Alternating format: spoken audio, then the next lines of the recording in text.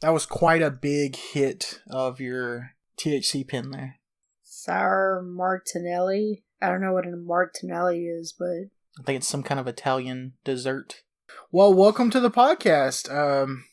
Sweep YouTube channel. It has been a while since I uploaded anything, but fear not, the Sweep has come back in a different form. We're not getting rid of the old format quite yet. I may revive it at some point, but currently we're going to do this Sweep Remixed and Reloaded that we're going to go through and basically listen to indie and independent artists through their entire discography or whatever album that we currently have.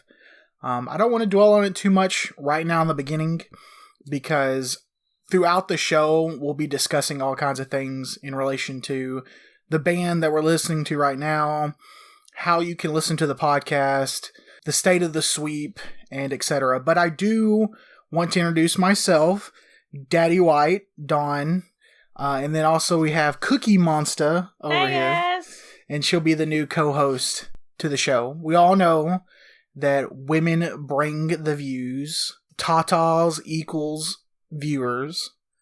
So, okay. Good thing it's not a visual podcast.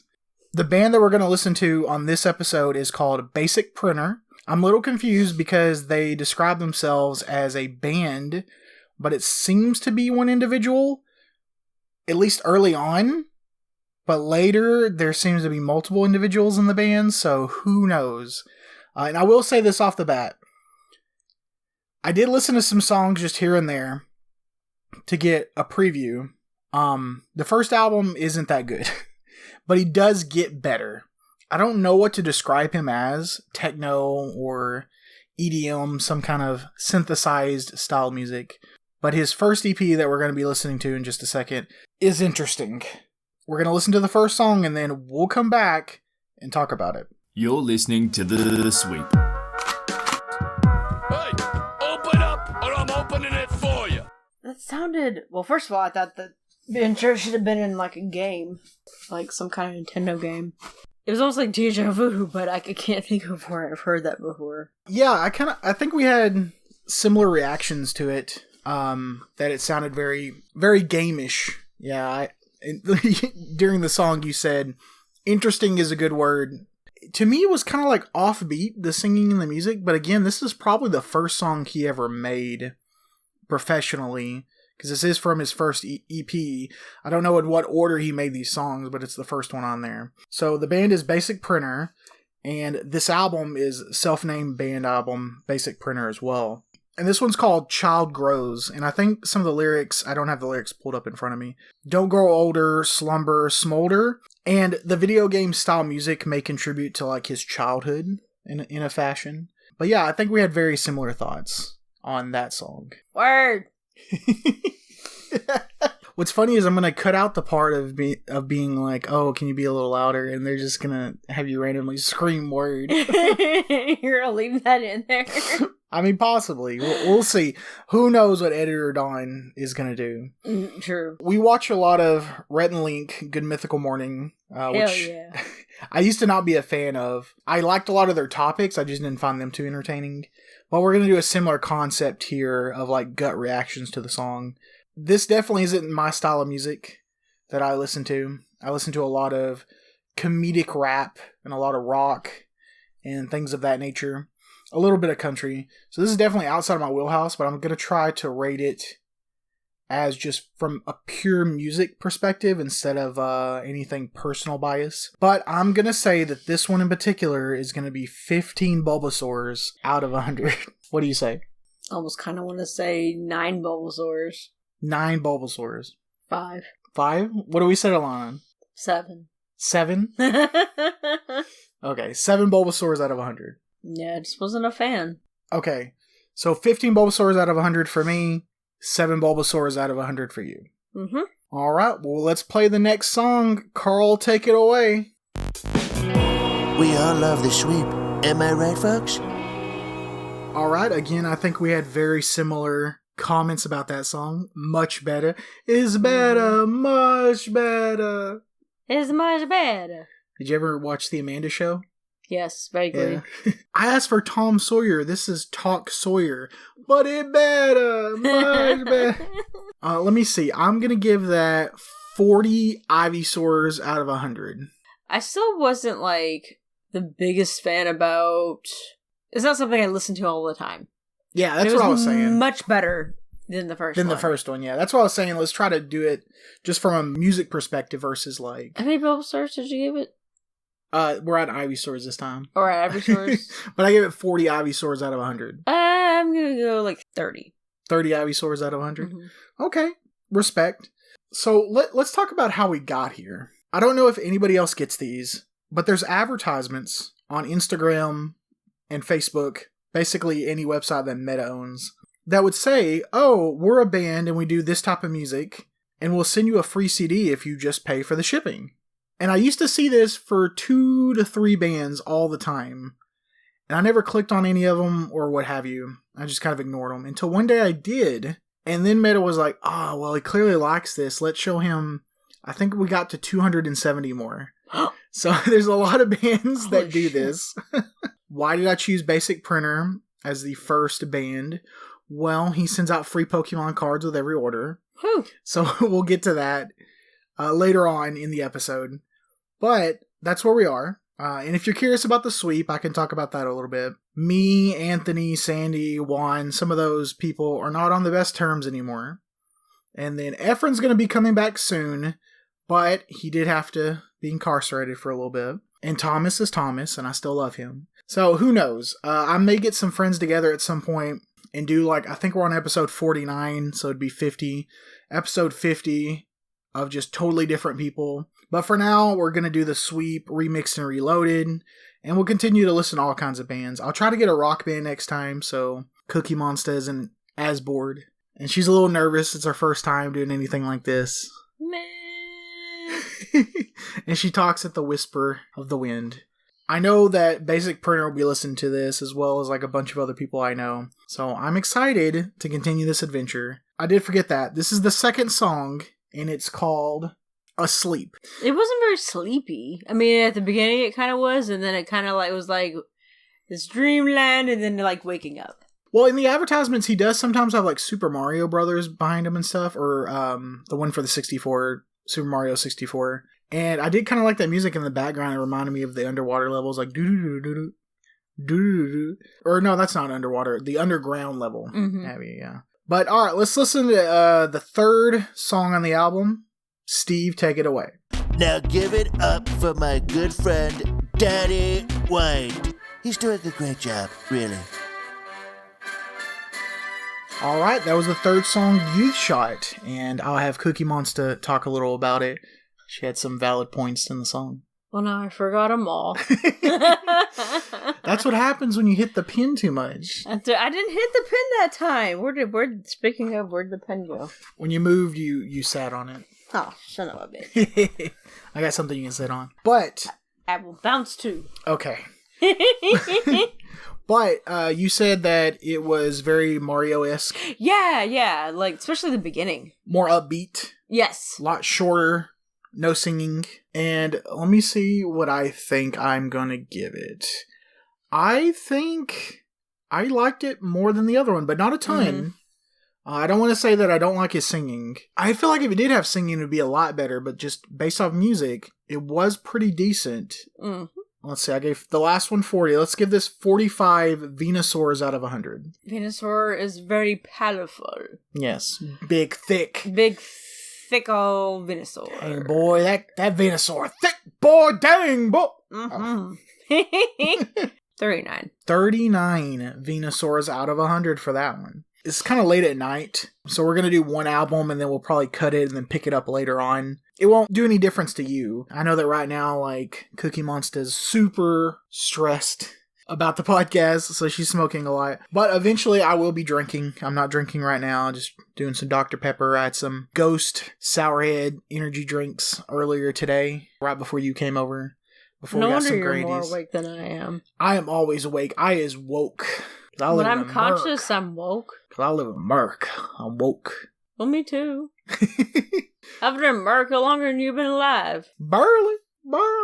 Now it's barely? No. Actually, you are significantly older than me. 18 years, right? You added a decade to that, you dick.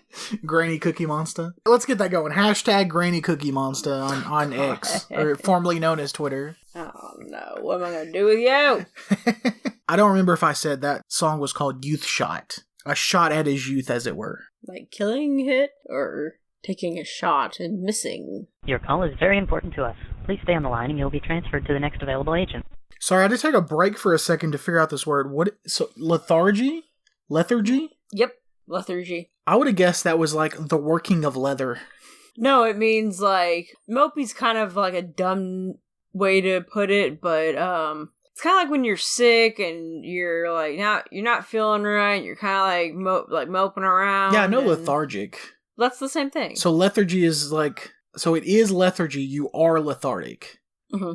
I mean, you know a lot about medicine. She's a veterinarian, guys. I'm not a veterinarian. She saves animals. She cuts them open. She's no, I don't actually. Do that part. She's not a veterinarian. She's an animal surgeon, right?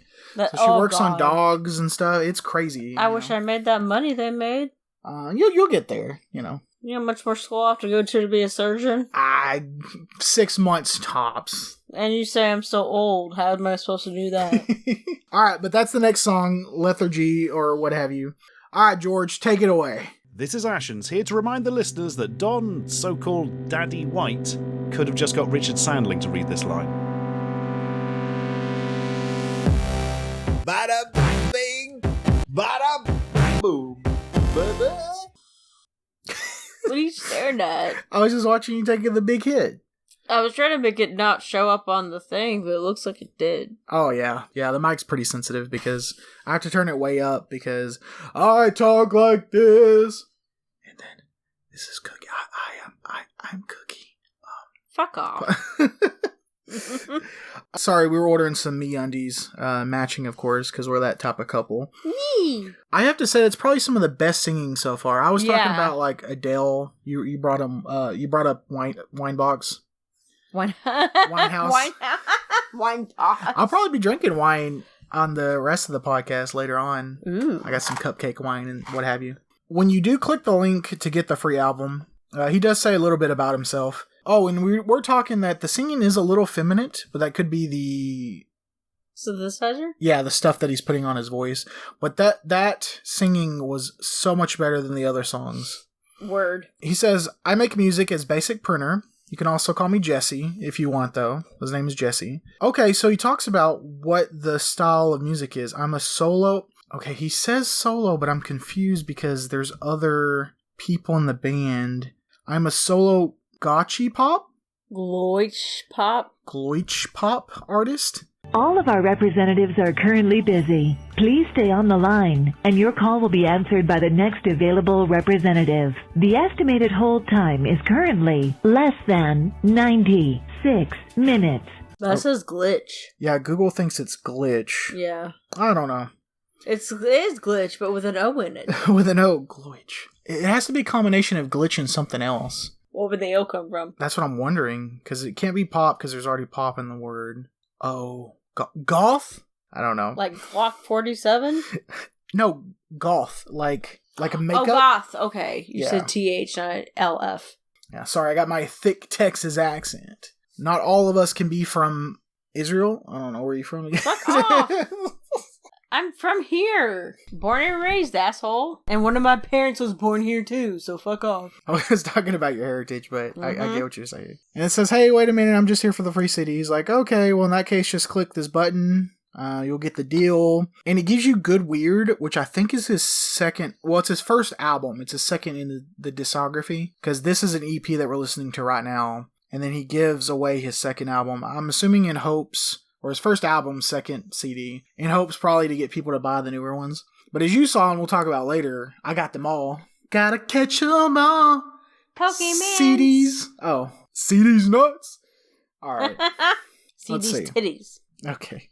And this is another thing. He said, I've been doing this for a while. I've written 11 albums, gone on tours, opened for bands like Paris Monster, Bentney, Under the Rug. I don't know who any of these people are. But he said he wrote 11 albums, but he only has 4, so maybe he was part of other bands before this. Collaborations.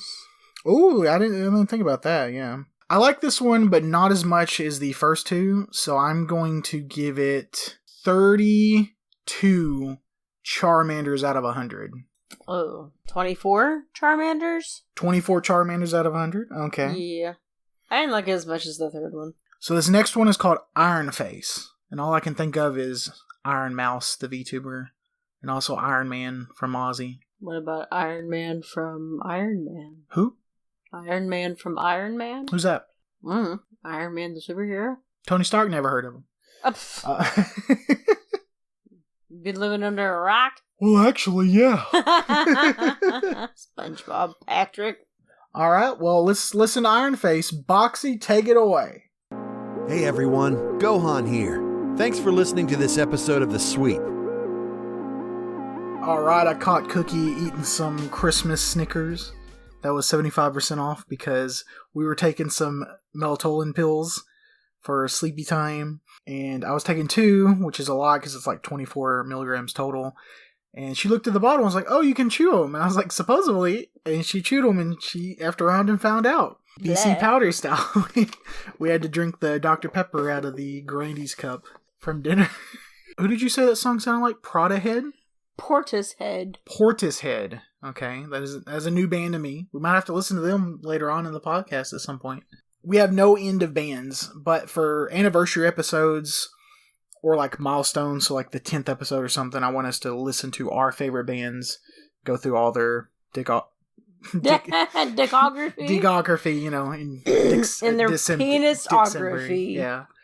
It reminds me of the Ninja Sex Party where it's like, instead of October, it's Dicktober. I'm a sucker for the underwater effect. I kind of love that, the underwater synthesizer effect. The singing wasn't bad. In the middle, there was a voicemail style thing that cut in real quick. And that was cool. Both took us off guard. I'm going to say it was pretty good. I give that 39 Charmillions out of 100. I'm going to 44. 40? That's my favorite number. I know. I am Don, name redacted, 44. I'm Cookie 420. Of course you are. Because I use my full name foolishly as my username on everything, so. Did you know Papa Yokai has a short on his YouTube channel where I ask a question about male VTubers and it shows my name and everything on there? And I was like, oh, I never even saw this till just now, and it's like months old. No way. But how long has it been? Months. Oh my god. I was actually going through, definitely not to find clips to use as bumpers without his permission, but you'll definitely hear Papa Yokai in some of the bumpers, which is hilarious. Speaking of those bumpers, the music is actually the music from the basic printer songs that we're listening to with things on top. I use less than 10 seconds to try to get it fair use. I also transform them to also be fair use, plus we're critiquing them, which is also fair use. Not that I think Basic Printer would ever do anything.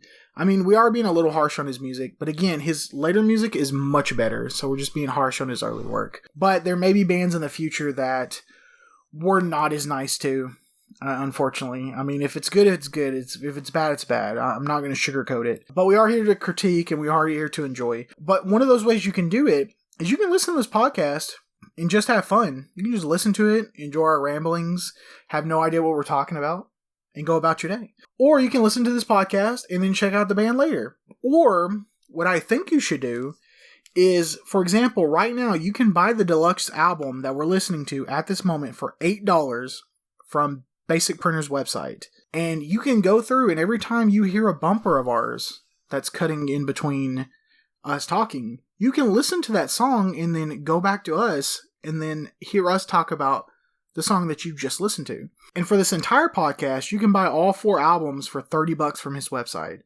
And I think that's the real way to listen to this podcast. But you do you, and I'll do me, and then we'll do each other. Because I know you're wondering why we brought you here to this podcast. And it isn't to have sex with you, though that is completely on the table. Of course it is. Yeah, the sex stuff was already happening. The last album of this EP is called The Regal Spirit, but there is one bonus song that you get that we're going to listen to afterwards that you only get on the deluxe. So, ooh. Alan, take it away.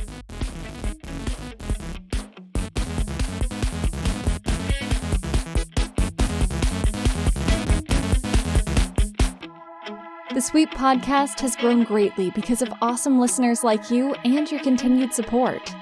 Thank you. Well, I didn't mean to start off like that. It's fine. We're back. Back in black.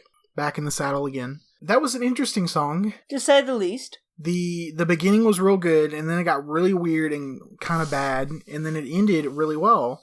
I did like some of the lyrics, too, when he talked about, I just want to love someone, and it's not over, it's not done, etc. Not bad at all. A good way to kind of end the album before we go into the bonus, and we will be cutting it here. So again, nothing will affect you, but we'll be coming back in another gay. Another gay? Yeah, another gay. Another gay, another dollar, you know what I mean? Wouldn't it be a gala? Yeah, gala.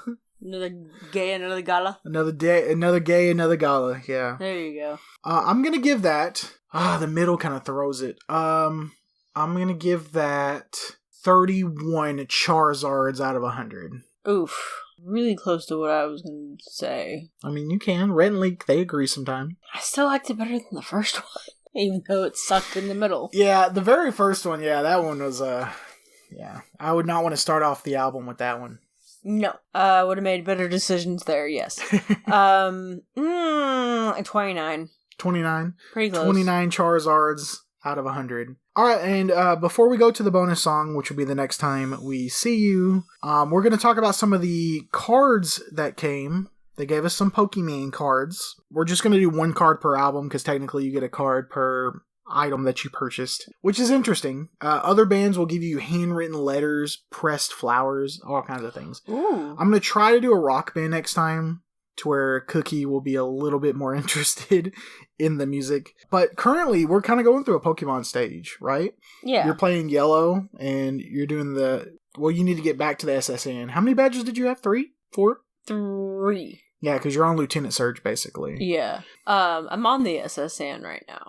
There you go, making progress. We're currently watching the anime. We just watched the first Pokemon movie, and we just finished the episode that's after the movie, or technically during the movie in the timeline, where he goes and beats the gym that Giovanni's running. So we're about to go to the Pokemon League. And then I'm currently drawing every Pokemon, and I'm currently on Rhyhorn, and the reason why I haven't drawn in like 2 weeks is because I've been putting it off. Because Rhyhorn's kind of difficult. So is Rhydon. Rhydon is nuts! Anyways. Gladly. We have a basic... you can ride on nuts. We could order a Baldo. The fuck? You put your balls in a dildo, and then you have sex with the woman, but with your balls. Anyway, we'll talk about the Baldo later. I can we try that? I can use Nick Arcada's promo code. Okay. Anyways, we have a basic Eevee, 50 normal. They do have the ability Ascension, which they can basically search the deck for an evolution. They also have Quick Attack, which is 20 plus. Flip a coin if heads, the attack does 20 more damage. It's 3 normals, Ascension's 1. So basically this Eevee, you could just play it and then immediately evolve it. Weakness to ground times 2, or fighting. No resistance, 1 retreat cost. Well, there you go. Hey, Porygon. Porygon is the most breedable Pokemon. I'm more of an Umbreon person myself because of Pokemon XD and Colosseum on the GameCube. But, you know, to each their bone. Yeah, okay. So the next song is the bonus song on the album, then we'll wrap everything up when we come back. The Good So enjoy that. And Bert, take it away. We'll see you tomorrow. Is that what you think? Fuck around and find out. I do not eat booty! Oh no! Alright, and we're black. From the guys? waist down. Oh. Yes, you are. We may be intoxicated with certain substances that we'll talk about in a second. We're currently waiting on Taco Bell to come. Or not, Taco Bueno. We also have a dog as the live studio audience. The high is 52 tomorrow? What bullshittery is this? The low is 46. Oh, my life's gonna suck. Just in case y'all didn't know, I fucking hate cold weather. It hurts. Sky, what are you doing besides making a fort? She's making a fort. Yeah, we gotta wait till Sky calms down. Yeah, because she's making extra noise. Hi, baby. You wanna say hi? She sniffed it. You're silly. Look at her tails covered in my keyboard.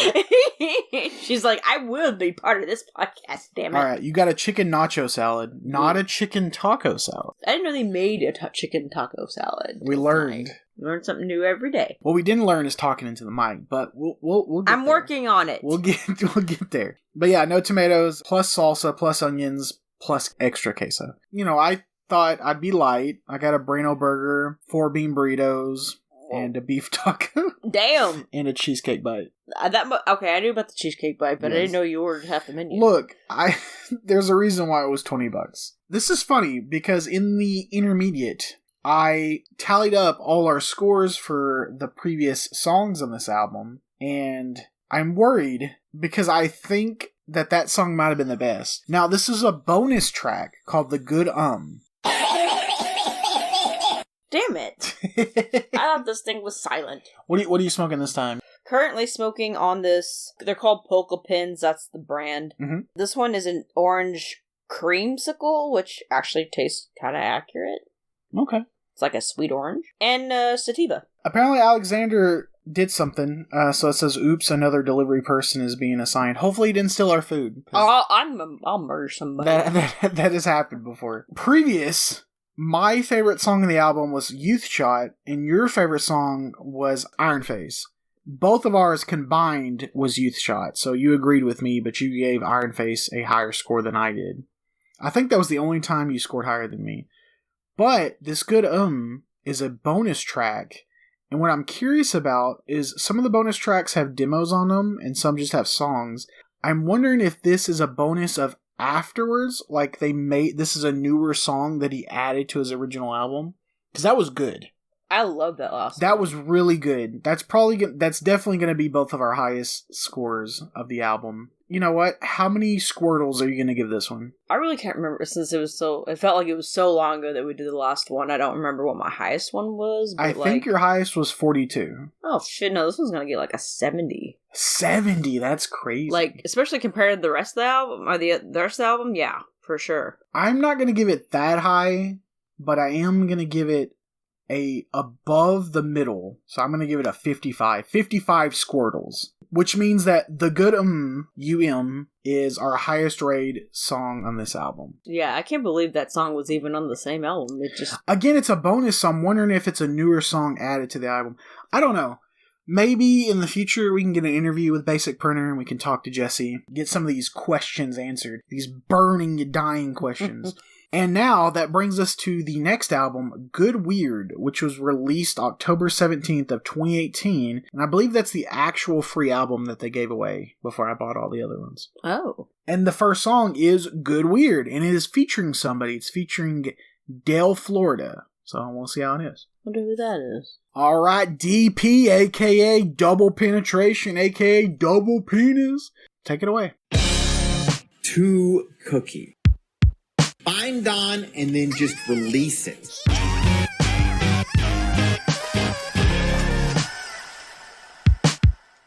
That may be better than the last one. I can't tell. I do think Dale Florida kind of made it better. Yeah. This is actually the song that they use in the advertisement to get people to click on to try to order the free album. I mean, I can't tell if I liked it better than the last one or not, but I liked it a lot. No, it was definitely good. It's a step up from the last album, and I think going forward we're gonna realize that the last album was kind of garbage compared to the rest of the stuff that Basic Printer made. Currently we have Eduardo picking up our Taco Bueno now. Alexander didn't want to for some reason, or stole our food. We'll see. Better not. You will get updates throughout the show. But currently I am drinking vodka imitation Tito's. The bottle looks very much like Tito's, but it's 6 times distilled. And I forgot the name already. It's a huge bitch. It is a huge bottle, yeah. It was like $20. It's fantastic. It's got a bunch of awards on it from California taste test things, which we don't care about California here in the great state of Texas. Well, I kind of care. Only because my great uncle lived there for That's forever. Because you're homosexual. Then why am I with you? Because I look like a woman. Just like how Jesse sounds like a woman. Haha, segue. Where's your boobs then? I have titties. Mine are bigger. Okay, well don't rub it in. Well, don't rub it in that your dick's bigger. Hey, I hope everybody's enjoying the what is Cold Sept? Cold Sept? Because it's CULDCEPT. Cold Sept Revolt. I don't know. Apparently it's a remake of some old game. I played it a long time ago on the 3DS, even though I have a 2DS, and I decided to play it for this episode. Every episode of The Sweep, Remixed and Reloaded, will have some gameplay in the back, so enjoy that. It's a card game, Monopoly style, capture the territory game. It kind of mixes Monopoly with Yu-Gi-Oh, I guess. It's a very interesting game. Yeah, it's weird. But how many War Turtles would you give that? I don't know if I'd give it... What did I give the other one? 70? I was thinking like... You gave it 70 even. Okay, maybe like 62 War Turtles. I think I like it because of Florida. I think I like it a little bit more. She kind of made the song with that kind of techno-style music, having the woman's voice in the background. I gave 55, so I think I'm gonna give this one 60. 60 War Turtles. I'm still higher than you. Yes. I still like it more than you do. Well, you're very much higher than me. What gummy did you take? I wish I was high. So the brand is called Ript. It's RIPT. And the flavor is Pucked Up Peach Sour Sativa Gummies. And these guys are 100% sativa. There's 10 milligrams in each piece for 10 pieces and 100 milligrams total in a pouch. I've only had 2. I've only had 20 milligrams. That's nothing. I took almost 100 milligrams before we went to Hawaii, and I was good for 8 hours. Yeah, tripping for 8 hours, yeah. I'm not tripping. I was just not nauseous when we took off or landed. I was just like, I could give no fucks about all the people that were on that airplane. And this is somebody with like high anxiety around big crowds. It was my first flight where I had food other than peanuts. Oh, yeah.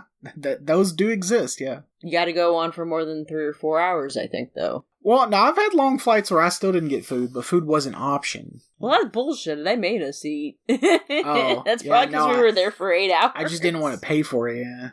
No, I didn't have to pay for it. That's what I'm saying. I've had flights that were longer that the food was an option, like you could buy it. That's bullshit. They should just do it after like a certain amount of time of being in there. I'm sure they are. I'm sure they do. I don't know. I have a friend that's a UFL fan, like I am, which is starting up pretty soon. And her husband's a pilot, so maybe I'll ask her. But I think technically the longest flight I've been on is 7.5 hours, so... That's pretty damn close. Yeah, no, pretty close. But yeah, they did have food as an option, hot food. Based on other people's food, I'm pretty sure they're TV dinner-esque style food. I mean, better TV dinners, but they definitely weren't like chef-prepared food of any fashion. What did you have on your flight? A cold cut, I think it was like a chicken chipotle sandwich. Deli sandwich? Okay, then it was a cold cut sandwich. Yeah. Yeah, ours was hot food, but it looked like it might have been microwave style food. I think at that point I would have rather had the sandwich. I mean, microwave food's good. It can be. You know, like a Hungry Man? Yeah. Oh, I thought this was like some bullshit. No, like thing. Not like I was like, really? Banquet. They gave you like 15 pieces of pizza roll. No, it was like... No, it was a whole meal with like sides and stuff like you would get. Well, it wasn't a banquet. It was like I said, a higher end TV, like something you'd pay $8 at Walmart for. Jesus Christ! Not like $2. Oh yeah, I don't get the $8 ones. I'm broke. Most people don't, but I mean, when you live by yourself and you don't want to cook, the $8 ones are a good deal. High quality food that you can just throw in the microwave. When I was younger, we used to do the kids' cuisine. Yeah, the kids' I love cuisine that was shit. good. That yeah. stuff was awesome. Yeah, the changing sauce color. Oh, okay. I vaguely remember that. Vaguely. All right, so the next song is called "Hard Look," and all right, Skeeter, spin the track. Down. I'm not finished. Let's get started. What in the Lion King? The beginning was very tribal-esque. Holy shit, yeah. That was a good song, though. I really enjoyed that. I think I like it even better than the other two. We're starting to get to where the songs are getting increasingly better, at least for me. I know Cookie's kind of flip-flopped on the Good and then some of these other songs, but each one I'm like, oh, okay, I'm progressively liking it more and more as I get more intoxicated. No, I'm joking. Oh, you talked about your other pin in the previous 2 segments. What was the other pin that you got? I'm almost out of it. So I got these from a friend of mine, and I ended up getting like 4 or 5 at once, so I haven't seen her in like 2 or 3 weeks. Mm-hmm. I'm about to have to go see her real soon because I only have like one unopened one left. Okay. But what flavor is this one? This one's limoncello. Limoncello. Tastes like a lemon drop shot. Okay. Yeah. Let's read a little bit of the free CD website since we're actually on the CD that was technically free. Again, I bought the other ones at a discount. When you get the free CD, he offers you steep discounts on his other work. He's like, alright, I'm rooting for you. What's the deal with the free CD, though? He said, I'm so glad you asked. So as an independent artist, getting your name out there is hard to figure out. It's all about posting into the abyss with like 15-second sound clips, just hoping people stick around. Please just hear me out, please. If you heard that noise, Eduardo just picked up our Taco Bueno. Just now? Yeah. 10:05. Just now picked it up. Yep. I bet that shit's been sitting there for like 30 minutes. Oh, it's stone cold Steve Austin. Man, we're gonna have to zap it. Yeah, we're gonna have to eat it up. That salad is gonna be soggy. It's okay. But yeah, he does talk about that. You have to upload on Instagram and TikTok and stuff and just hope people like it. He said, what if I reached out to potential fans directly and sent them a package? This way they could get my music in their hands and show them that I'm real, an actual person. And this would just be way more fun than sending you a Spotify link, you think? And this is one of the reasons I started the podcast, is that I would get the physical albums. Bands weren't just sending me their MP3 downloads. I was getting the album, I could see the album, and then we were listening to it together. Something that I like. And he said, and he talks about this a lot on his website, he craves authenticity. He wants things to be real. He wants his music to actually hit us. And it's doing better. Sorry, Jesse Basic Printer. Your first album was garbage, but you're doing a lot better. This is good. And I'm curious because this is the second album is the one that he's giving away. So we still have 2 more albums that are newer albums, and we'll see what he does with those. That'll be interesting. But, Big Boy Blastoise. Blastoise was just a huge dong. That was weird. Let's see, how many Blastoises would I give this? I do think this is better than even the Florida song. So I'm gonna say I gave the last one 60. I think I'm gonna give this one 64. Nintendo 64 Blastoise. I don't know if I liked it as much as the song before it, but I did catch myself, and this could be because I'm working on getting lit up. I found myself shimmying a few times, so it was groovy. I dug it, so maybe 58. 58? Yeah, not too far from the last one. Well, the next song is called When You Gonna? Question mark. What was question mark? When You Gonna? When You Gonna what? When You Gonna? Question mark is the name of the song. Okay. That's coming up. If somebody wasn't looking for cars on their phone on Facebook Marketplace... I am so sick of not having a damn car. Hey, look. Y'all, it's been like 2 months. On the 12th of this month, in February of 2025, will be 2 months since I've had a vehicle. Not everybody is built for this life. You know, I'm on like no car life. Yeah, and I am not one of those people. Car is how I calm down and recenter my brain, and I felt like for the last 2 months I haven't been able to do that. Well, I had a rental for like 30 days, so for the last almost 30 days I have not had that outlet. It's making me feel some sort of way. Well, as we continue to wait for our food and continue to drink and smoke incessantly, I'm sure you'll see us get more high and intoxicated throughout the show, unless we have to break up and record again. Oh. Dusty, go ahead and load that track. Damn. Hey there, this is Jeremy Inman. You may know me as the voice of Android 16 from Dragon Ball Z, and you are listening to The Sweep. What's funny is you started out with saying that it was very Nintendo-esque, but it definitely de-evolved into something totally different. Yeah, continue to be surprised. There's 2 elements that I really learned from that song is, number one, he threw kind of like a little rap spin on it, some stank. Like some hip-hop here and there. But also some classic rock hairband style singing on top of that. Like, let's get in, let's get in. Like that kind of like old school 80s hairband singing. Or late 70s with like Led Zeppelin and what have you. but definitely some like Guns N' Roses style singing. I did enjoy that. I don't think as much as the previous few songs, but I did really like it. It was very good.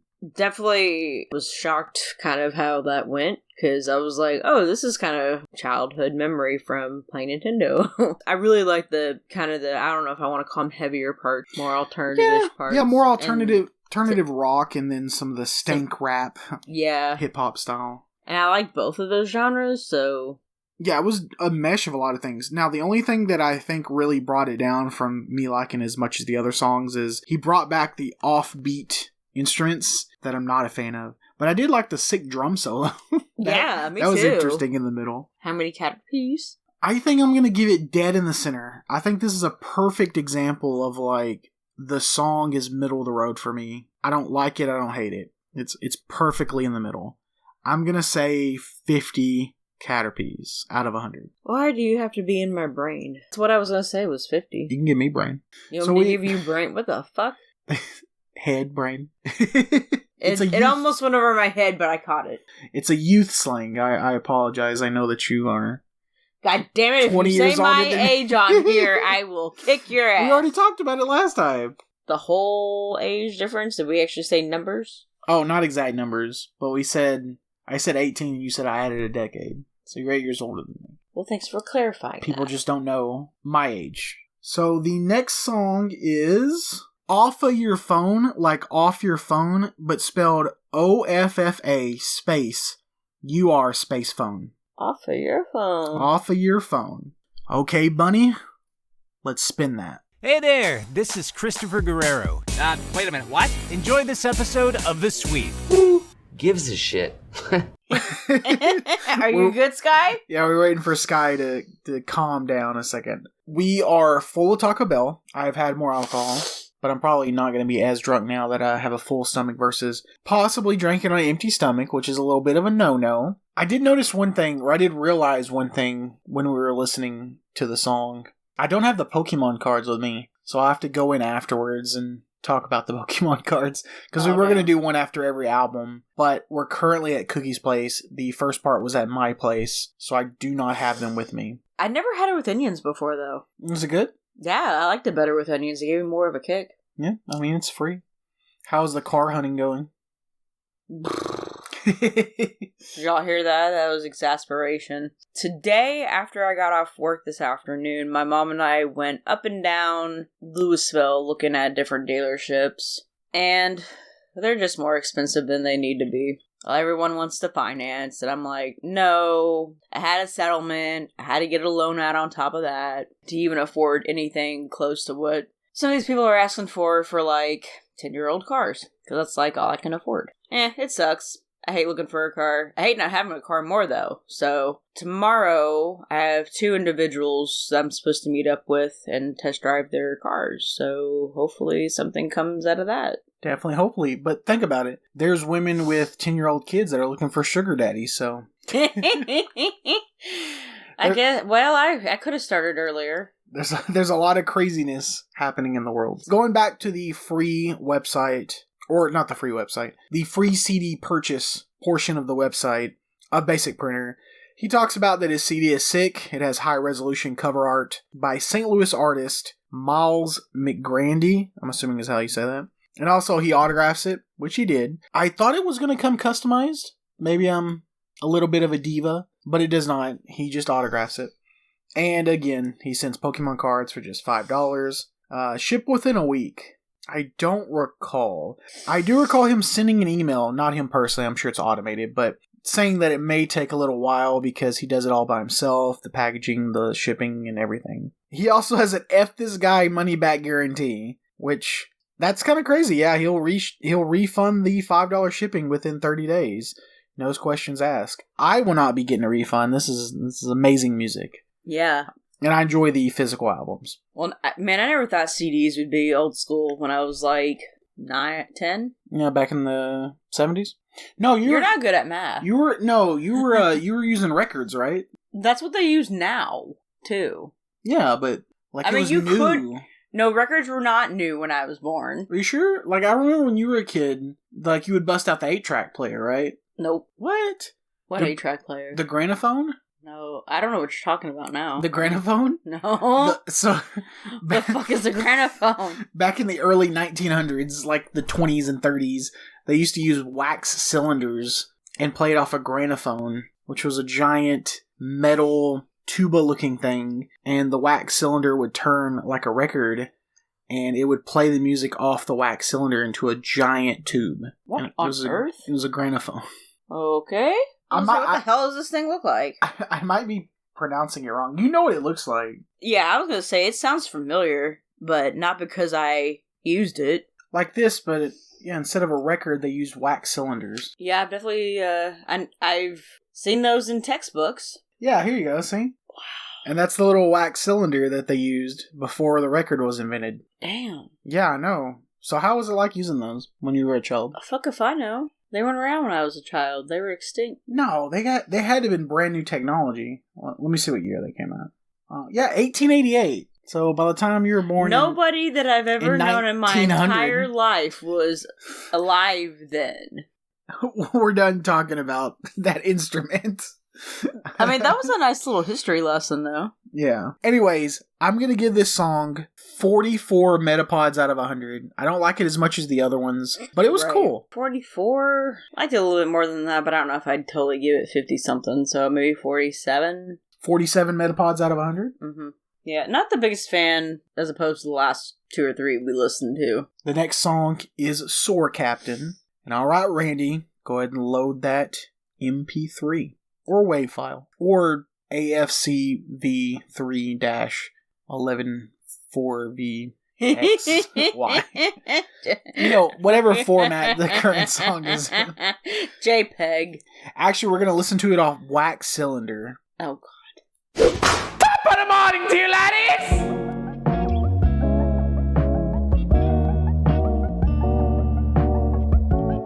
Watch it.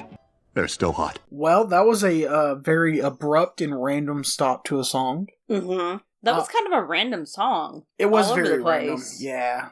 Very Legend of Zelda in the beginning. I was actually surprised at the lyrics a little bit. I wasn't even paying attention to the lyrics. What do you say? Like, fuck was in there a few times. F-bomb. Oh, okay. You didn't hear that? I was too busy looking at the Dallas Mavericks and being upset that they traded Luka to the Lakers. Oh, did you not know this? No! This is big news, yeah, for the last few days. Oh, shit. So, yeah, we traded them for... Why did we do that?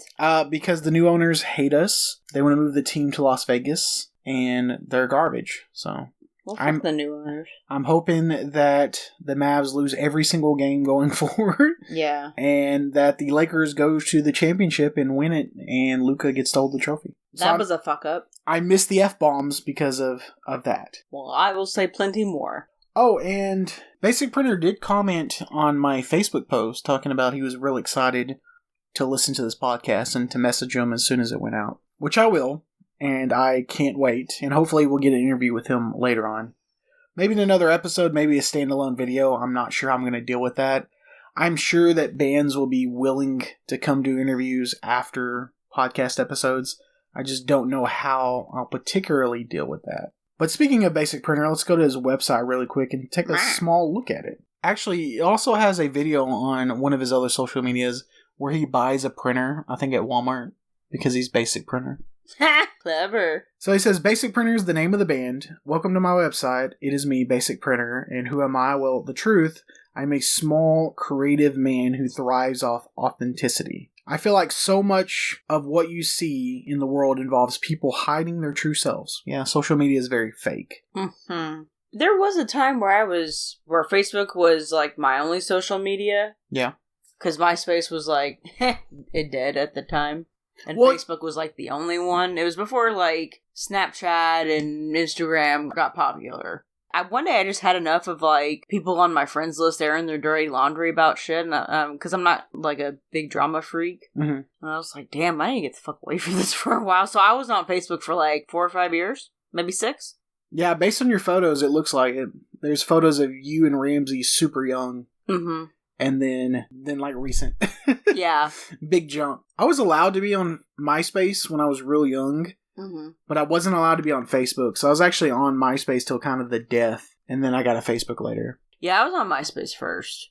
I used to like MySpace more because it was like a lot of bands, that's how they'd promote online was MySpace. And and being like the music nut that I am, dug the shit out of that. Miss it too. I know it's on Facebook, I get it, but it's not the same. Yeah, MySpace for a while, they abandoned the social media aspect and they did become like a Spotify style website for a little bit. I do remember that. Mm-hmm.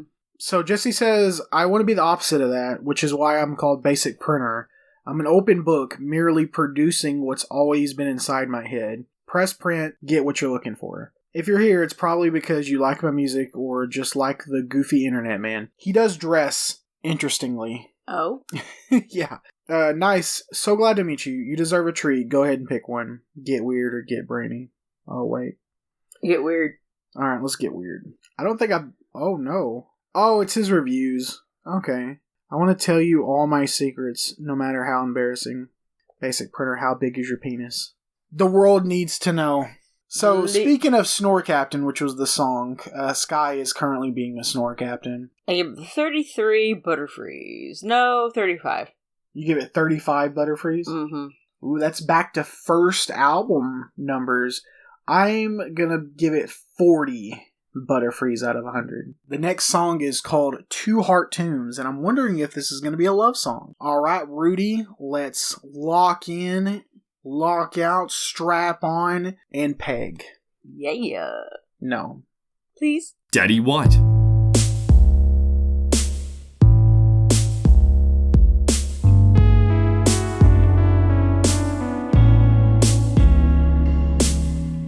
Now, if you can excuse us, your mum is changing upstairs. I'm not entirely sure if that's a love song, but it was a little trippy. Yes, it was trippy. I enjoy the echo and the reverb on his singing. Mm-hmm. Yeah, I didn't mind that at all. I don't know if I hated it as much as disliked it as much as the last two. I feel like it's about even from the last one, so I am gonna give it 40 Weedles out of 100. I'll do like 49 Weedles. 49 Weedles out of 100? Mm-hmm. Okay. And I did want to talk about something that he has that I find very interesting.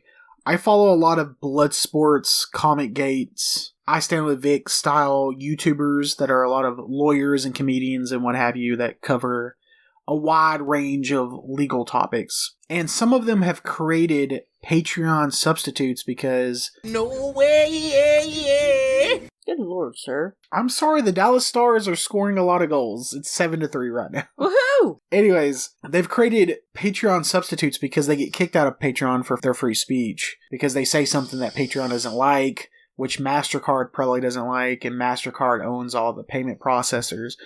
Anyway, they create their own version, which it looks like Basic Printer did something similar, probably not for free speech issues, but just on their own, called Printerville. Printerville is what they're calling their exclusive membership community. Think Patreon, but sleeker. And we'll talk more about that later, but I just wanted to introduce that in case you do want to support him. If you listen to this episode and you get the albums and you like his music, then that's a way to monetarily support him and the music that he's creating. Oh, my stomach. I think that Taco Brano's hitting. Already? We might have to cut it for tonight, because I think when I walk into that bathroom... Did the Stars score again? Yep. No, the Stars did score again. It's 8-3 now. Damn, whose ass are they kicking? The San Jose Sharks. Good. That's actually where we got Pav from. Anyways, this isn't a sports podcast. My stomach. I'm gonna go into that bathroom, and I'm gonna come out an hour later a different person. A changed man. This poop is gonna be one for the record books. I don't want you to hear the acoustics that'll come out of this butt into that toilet. I have to hear it all the time, so I'm used to it. Oh, anyway, I'm going to the bathroom. Okay. Alrighty, so the next song is Drunk Hug. I like hugs when I'm drunk. Alrighty, Walter, take us there. This episode goes out to all the ladies out there. Well, shout out to El Supersonic Q. I'm a big fan. Now enjoy the Sweeps Fadapalooza. This is El Supersonic Q, and you're listening to The Sweep. It's now the next morning. Good morning! We're both a little stuffy. from the change in weather between night and daytime. 47 as opposed to, it was like, the high was like 80 yesterday. And we probably still have the AC on, that's probably why. Oh, well, we're stuffy. We gotta turn the heat on after this. Yeah. Next break, the heat comes on. So yeah, after the Fartapalooza break, I took my massive doo-doo. It probably set a world record, aka South Park style. Randy Marsh.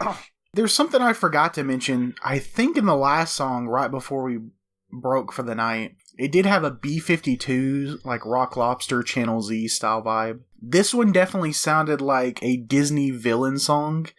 Like I could picture a villain sitting in their home and like singing this out of a window about woe is me, I'm so misunderstood, so I'm gonna do all this evil stuff. Yeah, absolutely. When I was listening to it, I was like, how the fuck do I describe this? And when you said it while we were listening to it, I was like, yeah, that's very, very dead on. I think I'm gonna give it 39 kakunas out of 100. 42 to 43. 43 kakunas. Yeah, 43 kakunas out of 100. Oh, we just got done eating donuts. I had some eclairs and jalapeno kolache, and you had donut holes and twists. But totally out of topic. Progresso has turned their classic soup recipes on its head and launched soup-flavored hard candies. Ew. Soup drops? Yeah, limited edition soup-flavored hard candies. I mean, I'd try it because I like soup, but I don't imagine I'd like it in a hard candy. So, Progresso said when you're sick, because it's during flu season, when you're sick, you want a cough drop, and nothing's better than soup, so why not have soup-flavored cough drops? I mean, as long as there's no menthol in that shit, I'd at least try Regardless, it's going to taste disgusting. You want to be sucking on some chicken noodle. No, but I also don't want to smoke on anything like a super menthol cough drop, or even a flavored menthol cough drop. I know the menthol's supposed to calm your throat down, but it just makes me want to barf. You don't like Camel Crush menthol? Cigarettes are different. You add a tobacco in there, and all of a sudden, the mint doesn't taste so bad. And I hope everybody's enjoying the bumpers in between the segments. It's to represent the song break. And remember that the music in the background of those bumpers is the music that we're listening to. It's just under 10 seconds and transformative and critiqued and etc. And a lot of the people doing the bumpers for us is voice actors from Funimation, now Crunchyroll, and I have some other YouTubers and odds and ends in there. So enjoy all those. I hope that's enhancing the podcast experience. I have been told that I overproduce podcasts sometimes. People just like boring, keep talking, and no funny edits or anything. I don't do that. That sounds like boring. Is it PBR? Oh, NPR? NPR. Wow, I'm not as old as I thought I was. I love that NPR plays older music. So in the future, our music currently will be older. Yeah. So in like 2060, NPR will be something along the lines of what we're doing right now. And that was Wet Ass Pussy from the year 2024. Now we're gonna throw it way back to Crank That Soldier Boy. You know my brother can do that dance, right? Of course he can, yeah. You've seen him do it? No, I mean just... Oh my god, I have a video of him doing it. Okay. On an ancient phone of mine that I don't know if I still have. But it's like, to a T, perfect. Alright. We're gonna have a celebrity take us to the next song. Alright, Wayne the Brain McClain, go ahead and load up Headbang, the next song. You're in heckin' trouble, mister. You didn't get me tendy wendies at the store today. I'm so heckin' mad at you. No, I don't care if I'm throwing a tantrum. I want tendies and milkies. If I can't have my milkies, then I'll make you suffer. Rawr. That was pretty good. I wouldn't call it headbang. I was expecting like more metal music. Yeah, music. Me too. And when it first started, I was like, "This is not what I thought it was," because I was getting all kind of like amped up for some for some like kind of metal energy, and that's not the direction it went. But I still thought it was groovy. Well, don't worry. The next artist that we do on the second episode, I'll make sure is more rock-oriented. Woohoo! The singing and the lyrics are pretty good. I did enjoy both of those. And at the very end, he swapped his vocals to play in reverse for the last, I'd say, 30 seconds of the song, which reminded me of the old school days on the record players, back when you were in your 20s. You wish. Where they would play the records backwards and say that Ozzy Osbourne or Kiss or whoever was being like, "Hail Satan," or whatever. In Little Nicky, it was Chicago. Oh, of course it is, yeah. One of my favorite movies of all time, not Trick and Treat, Trick or Treat spelled O-R, which has Ozzy Osbourne playing a pastor in it and Gene Simmons playing a radio DJ. That basically happens where his favorite musician dies, but the magician does like a satanic ritual to put his soul into a record and then sends it to him, and it's supposed to be like an unreleased record. And this guy had a huge stereo set up where he could like record records on cassette tapes and stuff. Damn. So he recorded on the cassette tape, and then the soul got transferred around, and he played like the cassette tape at the local prom, and then the musician came out of it and all zombie formed and performed, and everybody was like, "He's dead." And the police were like, "Oh, I guess the fruit punch was spiked," or what have you.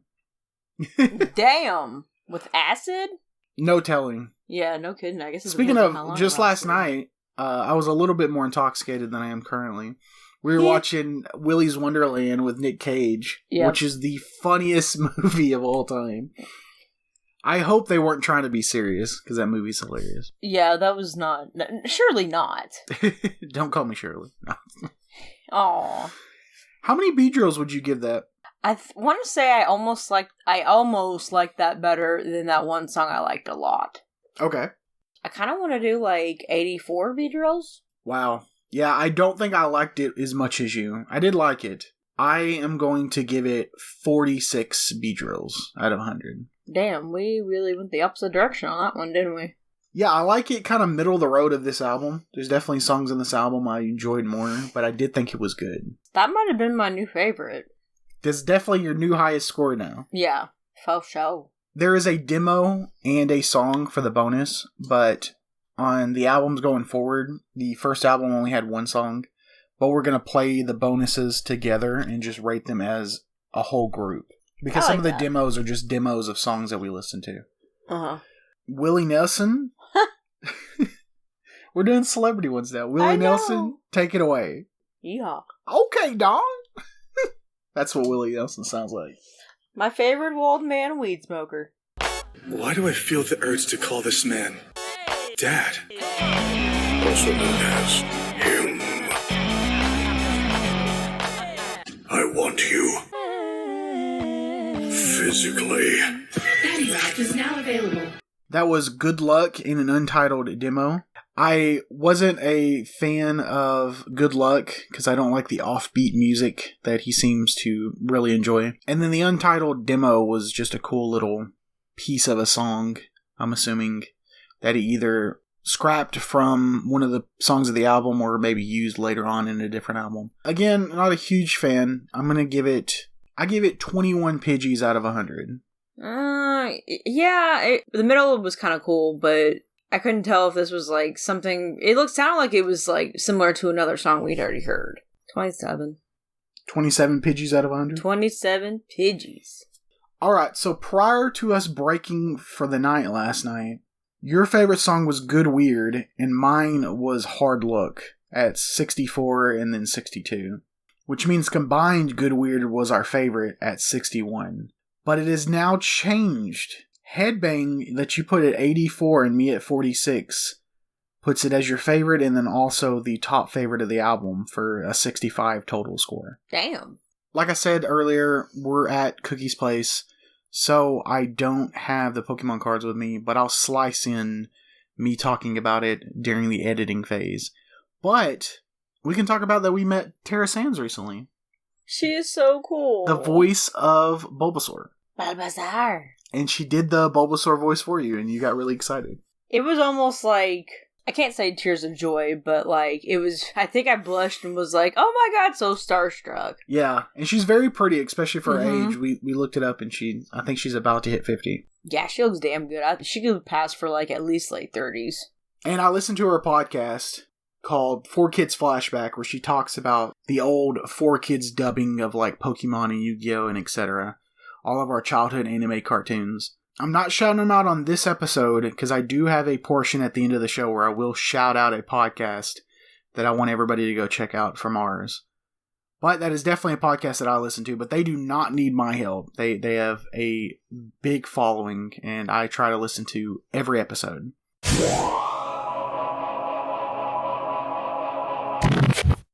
Okay, first, we lied. We're back home. Well, my home now. So I can cut in the Pokemon stuff with us together. So we got... Atticus. Okay. Like the philosopher. I also like Atticus Finch from To The Kill a lawyer? Mockingbird. The lawyer! Yes. I think. Atticus was the lawyer. I thought he was the dad. He is the dad, but he was But the he's lawyer. the dad that's the lawyer. Oh! Yeah, he was the lawyer for the black guy. That's right. I'm sorry, baby. You can use this card only if your opponent's active Pokemon is poisoned. Shuffle your hand into your deck, then draw 7 cards. You may play only one support card during your turn. It's a support trainer, 77 out of 91. Diamond. Now, back to Dawn and Cookie from the past about a week ago. About a week ago.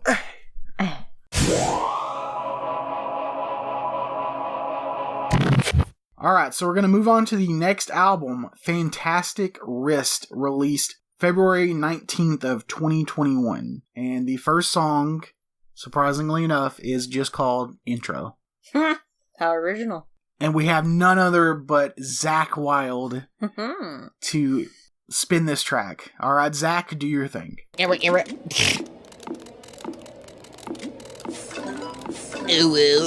yeah. Giggity.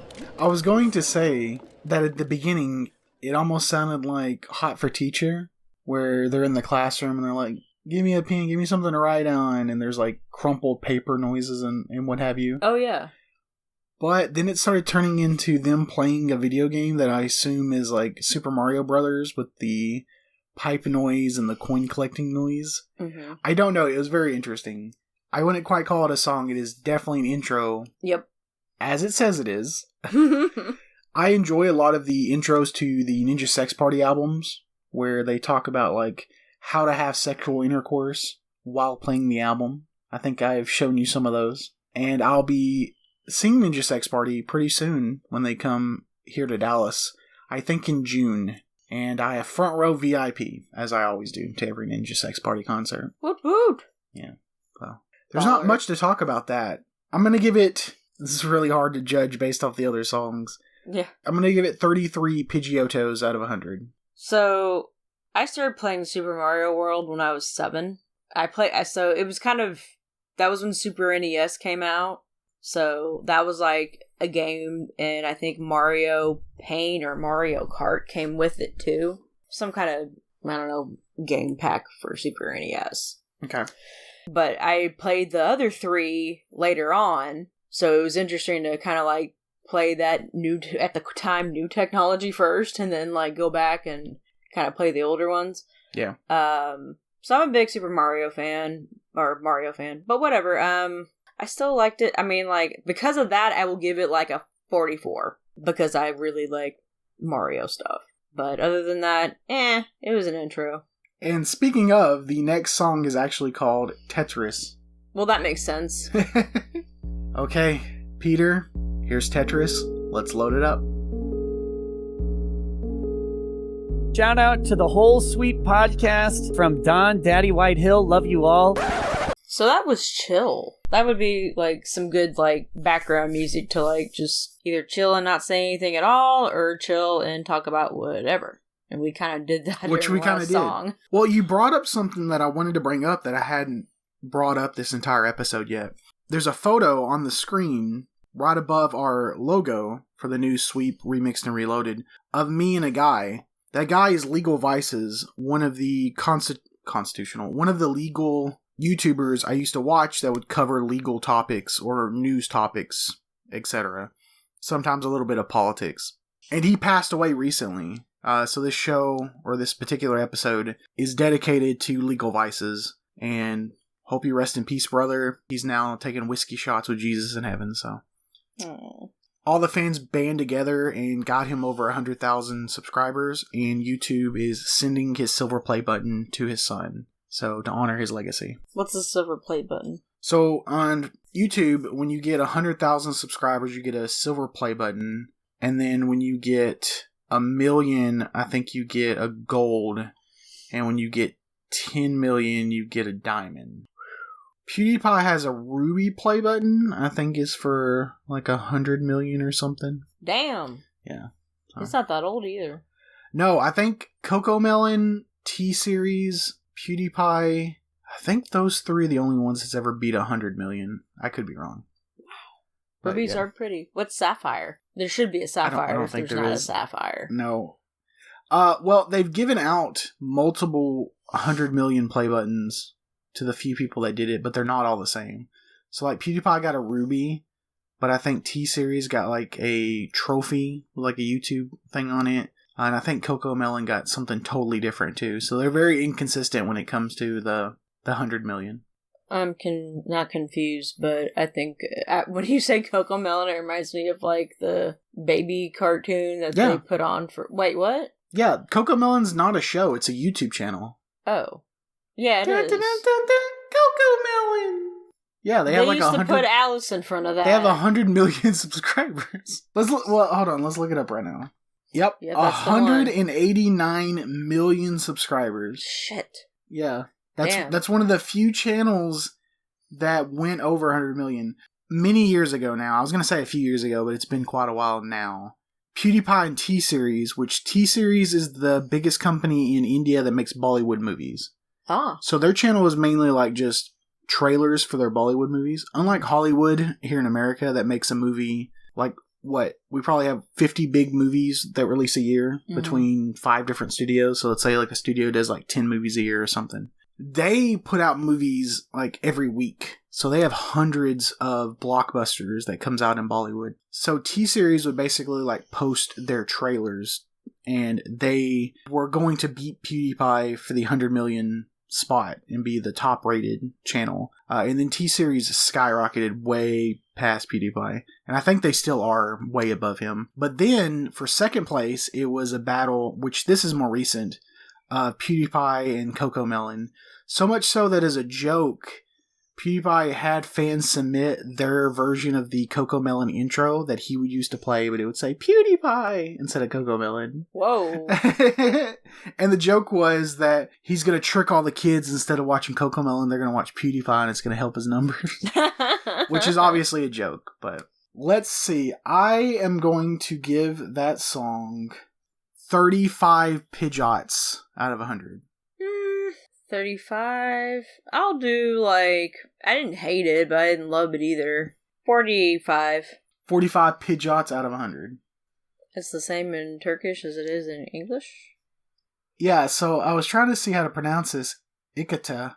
Ithaca. I think it's Ithaca. Ithaca? Mm-hmm. I put it into Google Translate and it thought it was Turkish, but it just translates it to the same thing in English, so it's obviously not an actual Turkish word. Let me see if I just Google that. And then it comes up his song. Oh, it's a city in New York. Oh, I guess I technically don't know where Basic Printer is from. Oh. I didn't even look at the package to see where the address was. Where'd you find Ithaca? It's in New York. No, what made you want to search it? It's the next song. Oh, it's the title of the next song. Yeah. Maybe he is from New York. He might that's where be. He's from. Yeah, who knows? Okay, Stewie, let's pull up Ithaca. Blast! Oh, hi everybody, this is Greg Sestero from The Room, and you are listening to The Sweep. Enjoy.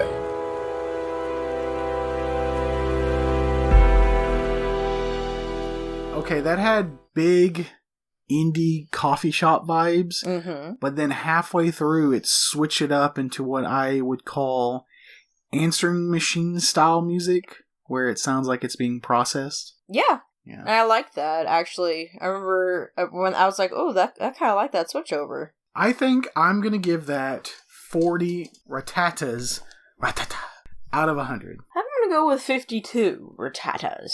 52 ratatas out of 100. Mm-hmm.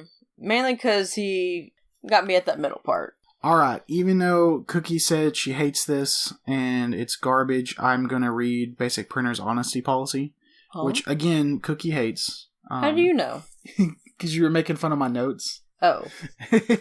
Doesn't mean I hate it. It means I just was curious about it. Dear listener, you may not be aware of this, but the music industry as a whole is largely built on dishonesty. Streams, followers, and numbers of all kinds can be inflated or flat out paid for. Opening slots for tours with big artists are often sold and bought, not earned. That sounds like garbage. Imagine, like, the band opening up for Metallica paid Metallica to open up for them. That is awful.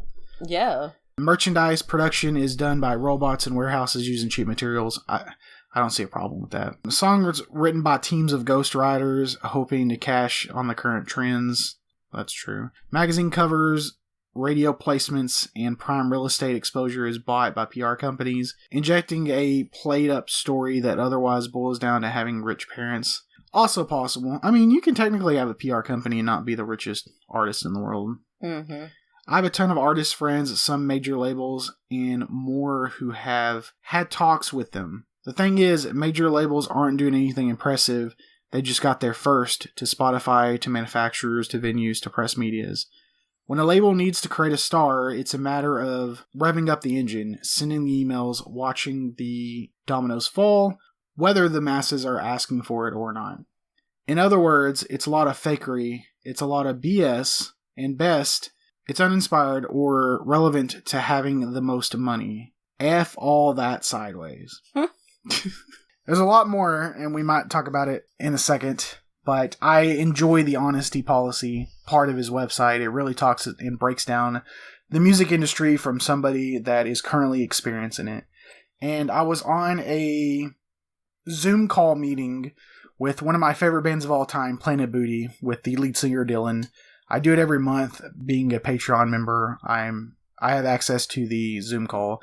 And I told him about this podcast and that I was going to showcase different indie and independent artists that I felt needed more views, and I would go through their entire discography or whatever they sent us. So I enjoy the honesty policy, despite Cookie hating it, of the basic... You say I hate everything. What am I? Fucking... Who are those guys that used to rate movies? Oh, the film critic? Rotten Tomatoes, yeah. I feel Siskel and Ebert? I feel like... Yep, that's who I'm talking about. I feel like I'm being more of a critic than you as far as Basic Printer goes. But no, I think we're more Beavis and Butthead watching MTV music videos. Hell yeah, I grew up with Beavis and Butthead. Tetris rocks. Especially me. Yeah. Stretch that leg. Okay, well, the next song on the album is called Cornell. Let's give that song to Brian and he can load it up. Running some Jerkmate rings. Did you just say Jerkmate rings? Yeah, dude, it's fucking sick, but they haven't installed any anti-cheat, bro, so there's hackers everywhere. Bro, what are you even saying right now? That was an incredibly somber song. The notes, the music, the singing, even the lyrics when he talked about its misery.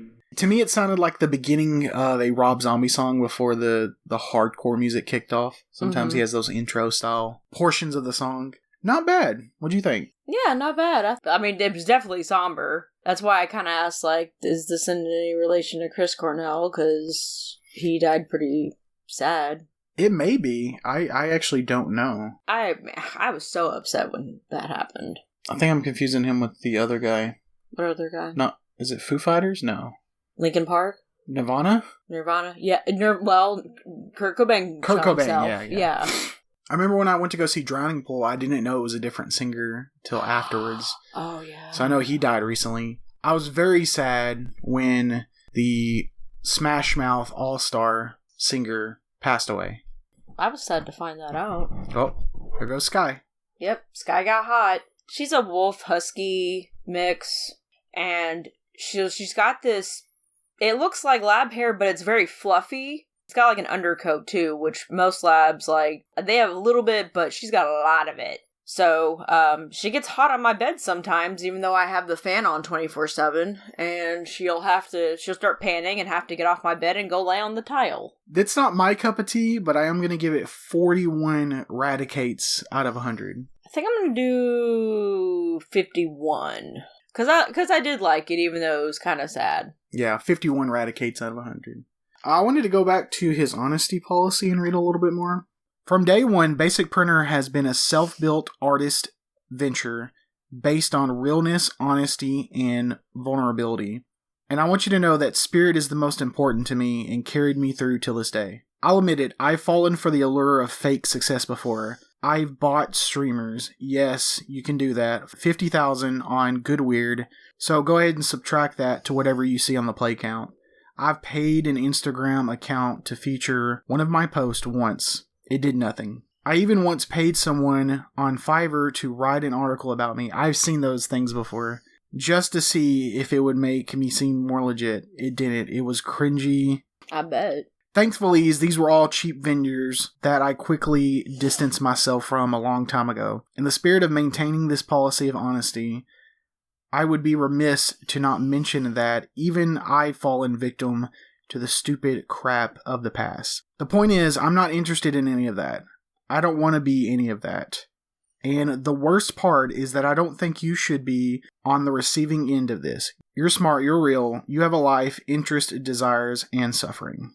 He seems like a really good guy. I was going to say, yeah, and kind of deep at times. So you may enjoy this one coming up. It's called Smoke and Scowl, which is something you do a lot. Smoke and scowl. I scowl that much? No, not that much. Sometimes you got some RBF. Oh, no, for real, I do. I don't mean it either, but apparently I've been told that before. Yeah. Especially if I'm, trying to, focus on something, but my brain just decides to go to left field and completely think about something unrelated to what I'm supposed to be doing. Or I just have brain zaps now. If I don't have enough food in my system, because that's one of my meds side effects, is I get brain zaps. Yeah, those don't sound fun. They're not, especially when you're trying to work, or when you're having a conversation with somebody, and all of a sudden, you just don't remember what was going on. Yeah. And then it takes me probably a good 5 to 10 seconds to, come back to try to remember what I was even talking about. Mm-hmm. I can be in mid-conversation, and I'll just lose what I was talking about, and the thought, completely. Sometimes I remember, and sometimes I don't. Sometimes I have to be like, what the fuck was I saying? And the other party has to be like, well, you were talking about blah, blah, blah, and I'm like, and then maybe it'll jog something, and for the most part, I'll remember by then. Well, if you get Alzheimer's or amnesia, I'll have to have you fall in love with me all over again. Like The Notebook? Yeah, like The Notebook. Alright, I'm gonna hand this off to Lois, so she can play the song. Go Lolo! Your work inspires me. Your work inspires others. The unique individual that you are is a reminder to everyone else to be who it is that they truly want to be. Hello? Hello? That wasn't bad. I enjoyed the little whistle and noises that he put in the background in between some of the song lyrics. The very end, there was a door opening and closing, and I thought it was the front door of the house, so that kind of scared me a little bit. I heard that now, and as soon as you said what you thought it was, I'm like, yeah, that did kind of sound like it. I kept hearing something this morning, something was on the roof when you were still asleep, and Sky kept hearing it too. But I don't know what it was. Hopefully it was just some cat, not like a fucking bobcat or anything. Ooh, maybe it was a possum. That's fine. They'll do that. Yeah, I like Hopefully possums. It was an albino possum. I do like albino possums. They're gorgeous. They look like fluffy cats. I love their face. Always looks like they're in pain, like they're contemplating life. They get me. I'm gonna give that 49 sparrows out of 100. I don't know if I liked it as much as you did, but maybe 37? 37 sparrows out of 100? 37 sparrows. It wasn't terrible. I liked it. It was chill. Oh, speaking of, do you hear that? It's an eagle. Speaking of sparrows and what's on the roof. That means it's an eagle free flight of back-to-back songs. So we're going to listen to 2 songs and then come back and talk about them. Interesting, okay. Yeah. That's what happens when you hear the eagle soaring around the house. So we're going to be listening to, funny enough, one song called Amen, like the end of a prayer, and then the second song called No God. So we'll listen to both of those and come back and talk to you about those two songs. Chris, load them up. Yeah! Hey there, I want to send a big, big message of love to my good friends at the Sweet Podcast. Ooh woo.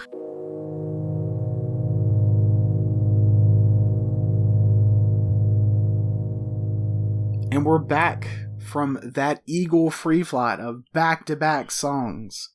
They're both interesting. I'm pretty sure that Amen was the continuation of the unnamed demo that we listened to in the last album.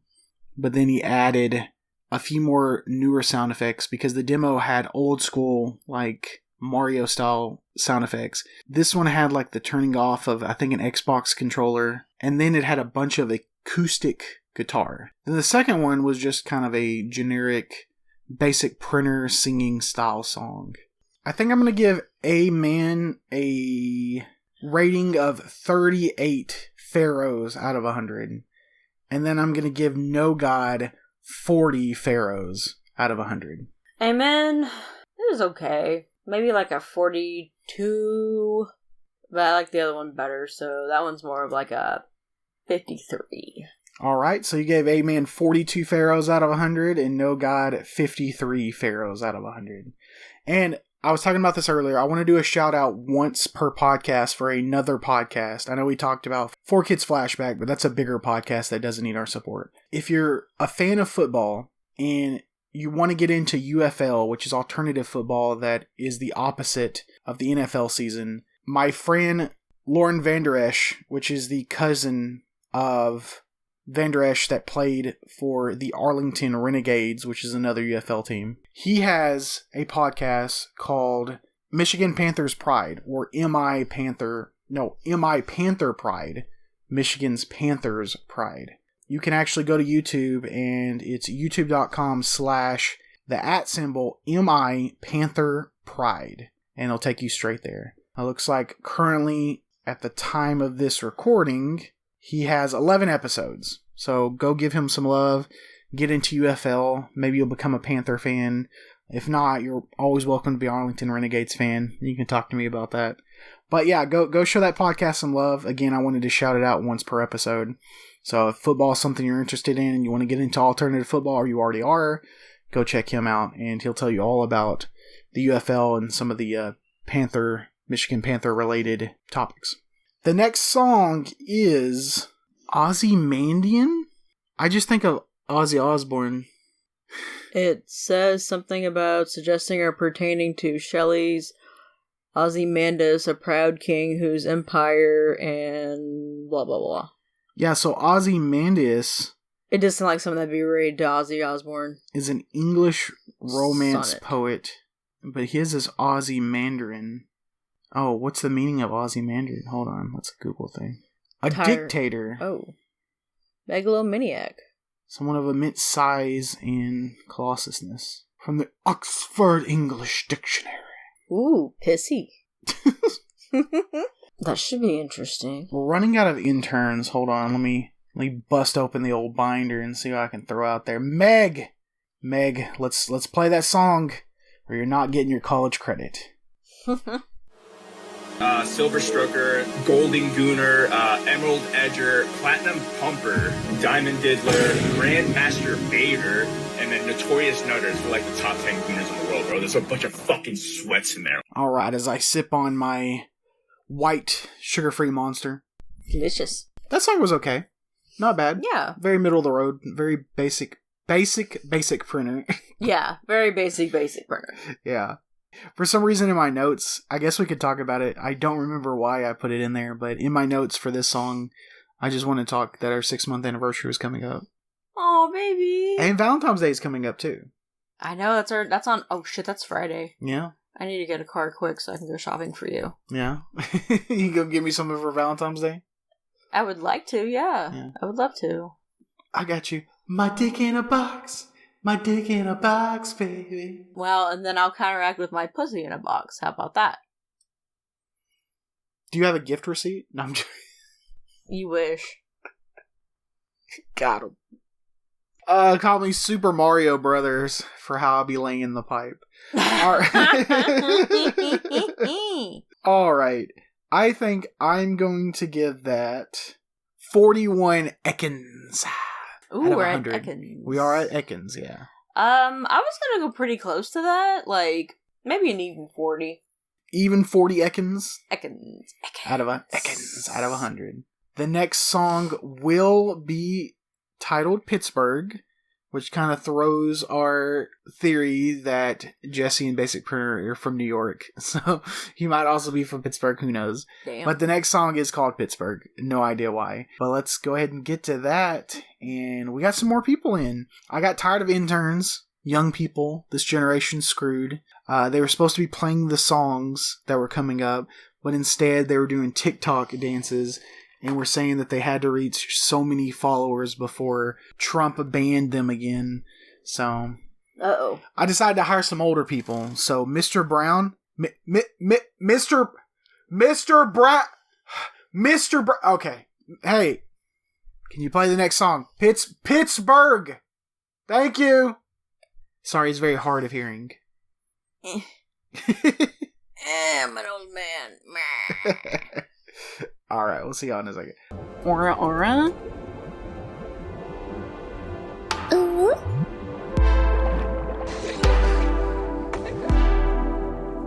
So that song was actually called Pittsburgh, and I lived there for a short time, and it's also getting very difficult to pin down where Jesse Basic Printer is from, because every other song seems to be about some kind of United States location. I'm not sure at this point where he lives either. I guess Northeast? Possibly. He's talked about a few different places up there. I lived in Pittsburgh for a year. It was cool. It snows a lot there. Gross. It's currently snowing in Texas, or at least flurrying. So that's interesting. We're getting 14 degrees this morning. Bullshit. Absolute bullshittery. But I enjoyed my time in Pittsburgh. It was fun. I miss Texas, and that's why I'm back now. But it was good while it lasted. And Texas missed you. Yeah. Little did you know. That was actually a weird song. I'm pretty sure there was a screaming cat in the background. Again, back at my house, and I'm drinking vodka now, and she has a bunch of new carts that I'm sure we'll discuss. Yay. Despite it being weird, I did actually like it, so I'm going to give it 59 Arbok out of 100. Charbok. Did I like it enough to call it in the 60s? 41 Charboks. 41 Charbucks out of 100. Gotcha. The next song is called Emulator and Glenn. Let's run it back. Hello, this is Ashens, and you're listening to The Sweep. Oh, you're taking the piss, mate. There's no way this show is still going. Enjoy. You won't. That song was called Emulator. And what I want to know is, we weren't planning on breaking again. We were going to try to power through and get through the rest of Basic Printer songs, but we did have to end up breaking again. And I want to know where this Basic Printer came from, because these are two weird, good songs back to back right after we broke. And I like it. I'm here for it. I think this is pretty good. It has nothing to do with me drinking alcohol. Yeah, you know what? It kind of sounded like a game emulator would sound. Yeah. Oh, emulator, yeah. Yeah. Yeah, I'm digging this more than earlier Basic Printer. Yeah, he had some weird little stuff going on in the beginning of the song, and then it went into, like, more classic Basic Printer, but it sounded a lot more polished than some of his other songs. It was good. And you know about emulation now. You're able to play Pokemon Yellow on your phone. You didn't know about that. You were going to play on actual hardware like a loser. Hey, what's wrong with having actual old school hardware? Nothing. If you want to be a loser. Okay, loser. I don't play on actual hardware. I just have them. I collect them. That's what you're supposed to do. Like, you're supposed to buy a Nintendo and then just put it on a shelf and look at it and be like, my Nintendo. And then you pull up the emulator on your computer. What the fuck? There's a streamer on Twitch that's good friends with Papa Yokai. I was trying not to yawn. And her name is Bella Bonita, and she's a cow. And we're trying to at least to me, I think some others in chat have been trying to convince her to emulate Pokemon games on Twitch and play them, but she's scared and doesn't know technology, so. But actually, if you're watching the screen right now, I don't think this violates YouTube terms of service. It does violate Twitch terms of service. It's emulation right now on the screen. That's how I played this 3DS and captured such clean visuals because it's not on actual hardware, obviously. I'm afraid to scratch now. Yeah, because it's loud. I didn't know scratching was loud. Scratching is loud. Rubbing your legs is loud. Putting on makeup is loud. I haven't put on Drinking makeup. coffee is loud. Oh. Testing your shotgun is loud. You know, Well, everything that's you just always loud. everything you decide to do while recording Is loud. I tried to show her a video today, and I was like, "This is a really cool video." And what's funny is when it's ancillary stuff like Hell's Kitchen or Brew Stew Films or Good Mythical Morning, she's locked in. She's like a golden retriever, empty head, no thoughts, into the show. I was showing her a 2-minute and 30-second video. I was like, here it is. So if you miss any of it, you missed a great port. Sorry, I'm cold. Damn it. I'm sorry, I'm cold. You're missing a great portion of the video. As soon as I turned on, she was like, well, time to get dressed in my PJs. So we're like 30 seconds in to a 2-minute and 30-second video. And I have to pause it, rewind, let her get ready. She sits down. She's like, okay, I'm ready to watch this video. 10 seconds in, she starts looking at her legs. You make me sound like an ADD child. I think you have ADD. I think you have ADHD. Papa Yokai talks about ADD all the time. See, I don't have any of that. I have autism, so it's totally different. I'm not distracted. I'm locked in. I was born a dilly-dally. I was forced to lock in. So I lock in. Never mind. And I do that a lot. Like, I hate it. Like, let's say when I'm drawing my Pokemon, once I start, I have a hard time stopping. A drawing takes me anywhere from, I mean, if it's a real easy Pokemon like Metapod, maybe like 45 minutes. But normally, if it's more difficult Pokemon, like I just did Rhydon, Rhydon, the first one, which was super difficult for me, and I'd been putting it off and actually took a pause in Pokemon because of that reason. It was a more difficult Pokemon. But like that took me 2.5 hours to do all 3 versions. And I'll sit there and just be drawing, and then I'll be 2 hours in and realize I have nothing on the TV. I could have been listening to 2 hours worth of content because my YouTube backlog is vast. There's things I want to watch and listen to. And that's 2 hours that I basically wasted just doing that when I could have also been watching something and consuming it. It bothers me. But that's autism for you. You lock in and then you have to do it to completion, so. And then you have the opposite where you can't focus on a goddamn thing. Yeah. It'd be like that with sometimes. medication. I mean, to be fair. Do you take Adderall? No, I take Vyvanse. What's the difference? Is there a difference? Yes. I was gonna grab my bottle and I realized I was gonna make too much noise. I was like, does the bottle explain the difference between Yeah, because it says what it actually is, like the actual generic name, not the brand name. The brand name's Vyvanse, but the generic main ingredient is lisdexamphetamine. Okay. And I wonder what the difference between Adderall and lisdexamphetamine is. So. Well, because technically, I mean, Adderall's amphetamine salt. Like, if you get the generic kind, that's what it says. Okay. I know people that don't have ADHD, when they take Adderall, it does weird things to them. Makes them go crazy? Like, not all go over crazy, the place? But they're awake. Yeah. They're woke. They're ready to hit the ground running. I think... Oh, we're on Pikachu. Pikachu! I think I really like that song. I'm enjoying the weird basic printer, and I hope it continues for the rest of this album. I'm going to give that 61 Pikachus out of 100. 53. 53 Pika-Pikas. Pikachu! Pikachu! Alright, and the next song is very interesting title, and it's also a lot longer than the two we just listened to. The previous two were quite short. 2 minutes 16 and 3:24 respectively. This next one is almost 6 minutes long. Shit. And it's called Mickey Mouse James Dean. The fuck? I mean, we're about to find out. Uh-huh. When Joe loads that track. Load it, Joe. Give us a thick load, Joe. Uwu. Sir, I am a top. Uwu.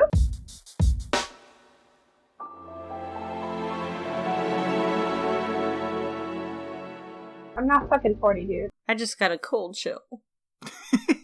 Something I learned about Basic Printer is he doesn't say the name of his song in the song very often, or at least I've just not noticed. At least in this song, he said James Dean, so. That's true. Close enough. I didn't like this as much as the last two. Yeah, me neither. I kind of felt myself, like, having an ADD moment or two. I mean, it was a long song. Yeah. But I did want to talk about Mickey Mouse, so that's part of the song. Last year in 2024, Steamboat Willie version of Mickey Mouse went into the public domain. And prior to that, in 2022, Winnie the Pooh went in public domain, and that's where we got the Winnie Pooh Blood and Honey movie, which was actually a decent movie. Never saw it. We should watch it. It's bad, but it's bad in a good way. Okay. It's very similar to the Willy's Wonderland that we watched. Like that kind I can of do bad. that. Well, it's definitely trying to be more serious. Oh, attempting. Well, I don't know if Willy's Wonderland was trying to be serious. I still don't know. I hope not.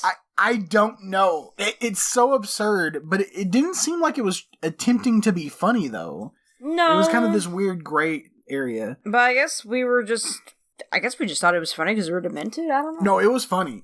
Okay. Just making sure that it was funny. Blood and Honey is trying to be a serious horror film, and it just ends up being funny. And then we have Steamboat Willie coming out. Steamboat Mouse or Mousetrap or whatever the movie's called. But to talk about, like, public domain, this year, in 2025, Popeye the Sailor Man goes into public domain. Can I help you, sir? What is this? You just got a bunch of cards. This one's Taffy Strawberry Oh, the Cough. brand is Taffy. Yeah. And the strain is called Strawberry Cough. Yeah, Stativa. Don't choke, I know it's big. 2 gram disposable. Sometimes they're a bitch to open. Sometimes they're not. So like I said, Popeye the Sailor Man goes into public domain this year. Next year, Betty Boop and Pluto go into public domain. Oh. In 2028, Goofy... Oh, I'll do it again.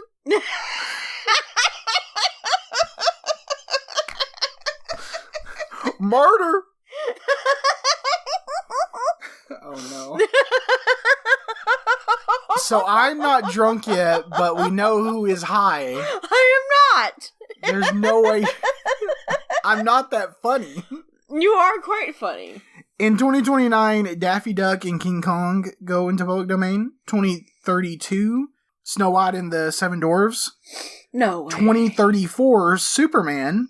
2035, Batman and Bugs Bunny. 2036, The Joker and Captain America. 2037, Wonder Woman. 2038, Bambi. And that includes Bambi's dead mother, the whore. And in 15 years from now, the modern version of Mickey Mouse from the Fantasia film will go into public domain. So in 15 years from now, we can use all versions of Mickey. Wow. Yeah, Disney is upset. But you know, if you didn't upset DeSantis, the governor of Florida, I don't think they'd be in such hot water. But, you know, Disney chose a fight, and they are losing. I bet they didn't think they'd lose. Yep. Well, a lot of people thought that Republicans and conservatives were dying off as older generation dies off. But it doesn't appear to be that way. Your mother's generation, when they were my age, not yours because you're old. Shut up. I'm not old. When your mother's generation, those individuals were my age, were only about 28% conservative, so a vast majority were liberal. My generation is about 35% conservative, and the generation that's coming after me is going to grow up about 38% conservative. So instead of dying off, they're gaining. And a lot of people say, well, because of higher population, but this means for the first time, my generation, millennials, are the first generation that more conservatives came out of households than conservatives were running households. Wow. Yeah. So there are kids that are born of more liberal parents now that are deciding to become conservative versus the opposite. Well, you always want to be the opposite of your parents, right? My parents' political beliefs are interesting. My dad has definitely become more liberal as he became a sponge on the state. Because of being disabled and stuff. Prior to that, he was pretty conservative. My mom grew up conservative under Bush, or I grew up with my mom being conservative under Bush, and then she became more liberal under Obama, and she was definitely like anti-Trump. So I can't really tell you. Their political beliefs have flip-flopped way too much in the last 30 years that I've been alive. I don't know know if my dad ever had a say. I think he's always, like, secretly hated this country, and I guess it's given him a lot of bad memories, I suppose. Because I'm a bad memory, so's my brother, so's mom.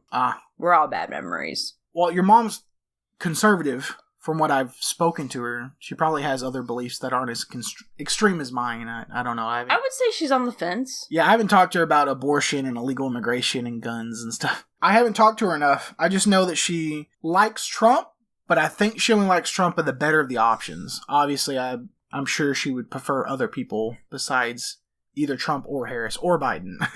I'm sure there's a politician she enjoys. That's what I like asking people. When they say, I don't like either candidate, I'm always curious. I was like, is there a politician you like? Because some people will say like Bernie Sanders or what have you. And I mean, there's people I enjoy. Prior to Trump being elected the first time, I liked Rick Perry, the ex-governor of Texas. Greg Abbott, I do enjoy. I don't know if I like him more than Trump. A very hot take that I have is I actually like Ken Paxton, which he kind of got in trouble with the FBI, so not a lot of people like him anymore, but he's our attorney general, and he's a genius. Like, he literally is a genius. Like, he can look at any law and write a draft exploring a loophole in that law, and he'll win in court. Damn. He is a genius. Like, maybe the FBI's shutting him up. You know what? There is conspiracy theories that believe that, but so we're at Raichus now. Raichu. Let's see. I want to do 38 Raichus. 38 Raichus? Yeah, because I wasn't, like, totally blown away. I mean, it was alright. It wasn't the worst one. That's for damn sure. I think the first one's going to be the first song on the first album. Jesus Christ. I'm going to give that middle of the road. I think we're taking a step back. So for a while, we were in the high 40s with some of the songs. And then I started jumping into, like, the high 50s, early 60s. And I think we're going to take a step back a little bit and go 50 even. So 50 Raichus out of 100. And speaking of politics, the next song is 6 Foot Fences. Like the 6 foot fence around our border. Oh, shit. All right, Donna, let's load it up.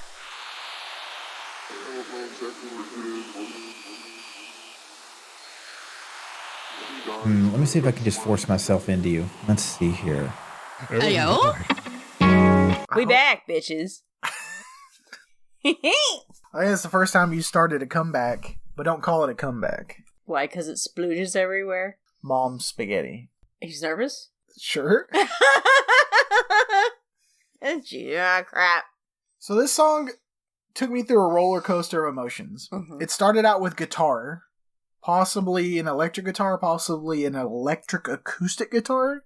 I can't tell, but it started out with a guitar, and the singing was pretty good, and then halfway through he decided to throw it all out the window and do his normal mesh-mash hodgepodge of instruments and lyrics. So the first 1 minute of the song was really good. Yeah. Wish he had gone further with that.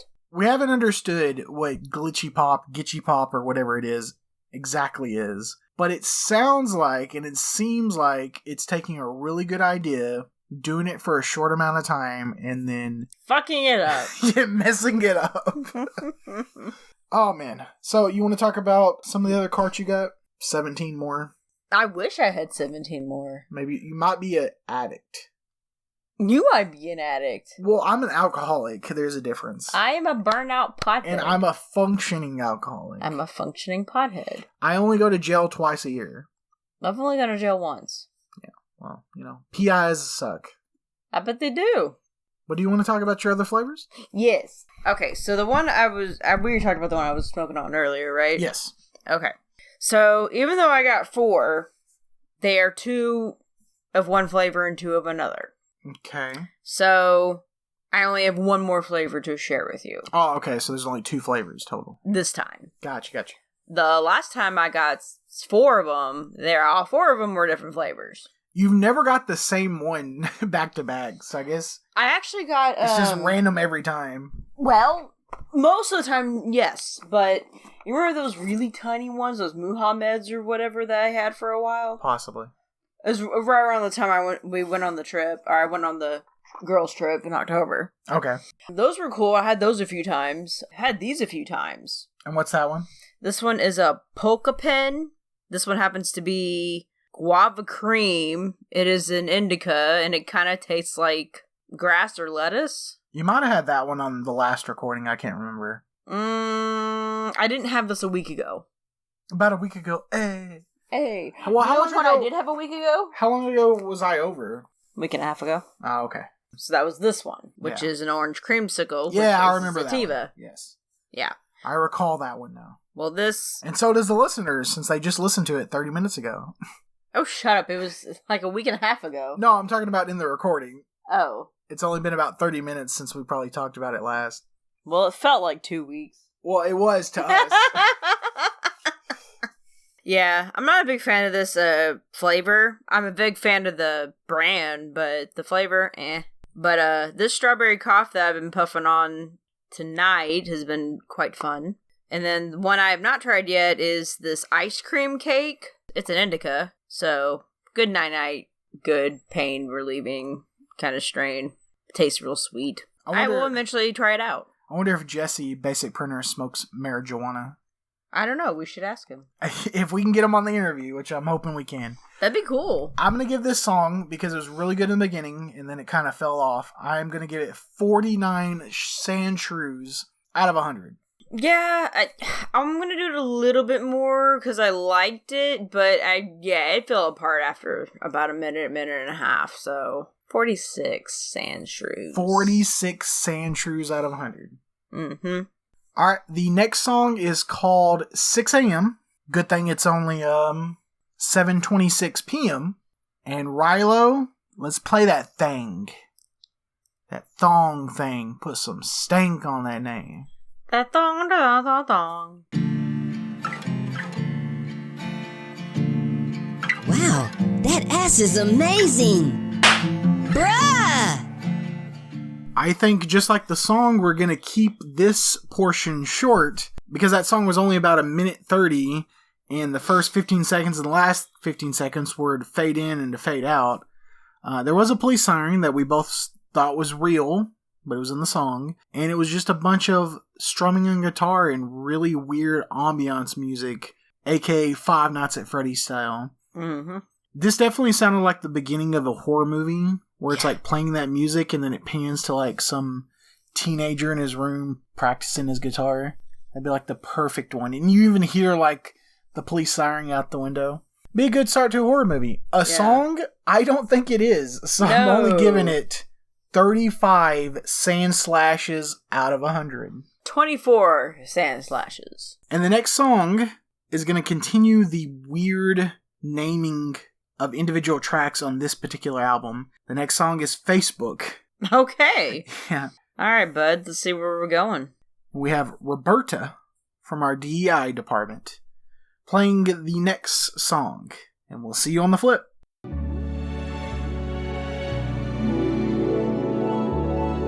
This is a certified mug moment. The few lyrics I could understand. I feel like this was a good message song. He's talking about like the downfalls of Facebook and another pin post and another person crumbles or whatever the lyrics were. So it had a good message. Was it a good song? It was okay. It dragged on a bit, but overall, meh. Yeah. Like a lot of Basic Printer songs, meh. Meh. But something I did want to talk about, now that we're so long into the recording process, I know you haven't seen the final product yet, or the internet response, or the views, or what have you. You seem a little less nervous. We're like on our 5th time recording. So, what are you thinking about the podcast process so far in recording a podcast, even though you can't talk into the mic? Well, yeah, there's that. I've enjoyed it, actually. Yeah, I was a ball of nerves initially, for sure. But it helps to do it with somebody who you're comfortable with, for sure. Yeah, and not only are you comfortable with me, I'm comfortable with doing these podcasts. I've done them off and on for 5 or 6 different shows over the course of a decade. Damn. So I'm very familiar with the process of doing podcasts. But something that you enjoy is music, and like I told you, if this podcast is ever even remotely successful, you will be an actual music critic. You will criticize music. I never thought it'd be important enough to do that. And something that I'm debating doing, if I can get... I'm not going to do it for an actual episode, but if I can get Basic Printer on to do an interview, I'm going to do a 45-second to a minute long song of my version of a Basic Printer song. So not a cover. I'm going to make a completely original song that is inspired by Basic Printer that I think sounds like Basic Printer with my own music and my own singing. That's going to be dope. Yeah, and then at the end of the interview, I will give the song to Basic Printer, and since I criticized his entire discography, he can then rate out of 100 my song of his. You know, depending on what kind of fellow he is. Bro, I don't know him at all. I don't know him, as my dad would say, I don't know him from Adam. Oh, that's what my mama used to say. Yeah, because they're old. And that's what Mom says, too. Of course, she's also She's not... Shut up! She's very hot for a lady of her age. She's in my phone as Hot Mama. Yeah, that's true. Then I accidentally texted her trying to text my actual mama when I was drunk. I didn't say you were drunk, but... Well, no, maybe I did say you were drunk. I don't remember. I mean, she got hit with a "you up" at like 1 a.m. Yeah. She woke up, she's like, is he okay? Or she's like, did you pass out and not text him? Yeah. Probably, but why? She got hit with that "you up" text message. He's like, I don't know. She's like, I don't know if he meant to text me or not. I did not. So I think she waited till much later after she was awake. She texted me at like 8 a.m. the next morning, which obviously I was still asleep, and was like, I am now, and I think I texted at like 1 p.m. I was like, wrong person. I was trying to, I try to only communicate with my mother when I'm intoxicated. I was drunk and ready to talk. So I just texted "you up" to what I thought was my mom. But then I realized that my mom is not Hot Mama in my phone. My mom is "do not pick up." That is horrible. You know what? I'm gonna rate this song now. Mainly for the message, I'm gonna give it 33 female Netterans out of 100. Female Netterans. Yes, female Netterans. I mean, did I like it more than the last one? Yeah. That's interesting, because I did not. Well, because of actually, no. I don't think I did. They gave the last one 24. Yeah. Does that mean I actually have to go into the teens for this one? Ooh, I don't think you've done that since the first album. We'll do a decent 28. 28? Okay. Mm-hmm. 28 female Netterans out of 100? Yep. Meh. That's what the female Netteran sounds like. Meh. Maybe in the anime, but on the video game on Pokemon Yellow, it's like... Oh, God. They do not have good sounds. No, they don't. I think Pikachu's like... And then, what about Starmie and Staryu? Have you heard French Staryu? You've shown me. Yeah. Staryu, go! Staryu, attack! It sounds like somebody trying to have an orgasm. Oh, I didn't know this because I've only ever heard the Staryu, but apparently, no, I've only heard the Starmie. So the Starmie's like, female orgasming. Staryu, I just recently, because I knew about Starmie for probably like 3 years. Staryu, I just heard, he goes, and the Starmie is like, and Staryu's like, So it's literally sex sounds for Pokemon. No, Staryu doesn't sound sex sounds. Staryu sounds like pushing, like gyrating. Like lifting a heavy box, like like. I was thinking like thrusting. Staryu sounds like what you would expect like Machoke to sound like flexing. Okay. And then Staryu is just straight sex porn star sounds. Anyways. Again, this album has the weirdest names. The next song is called Robocall. Cop or call? Robocall, like when you get robocalled. Mm-hmm. When they want to ask you about your car's extended warranty. I am aware. And this one is a bit of a longer song at 6 minutes, 11 seconds. So, Tom, let's fire it up. The Bluetooth device is connected successfully.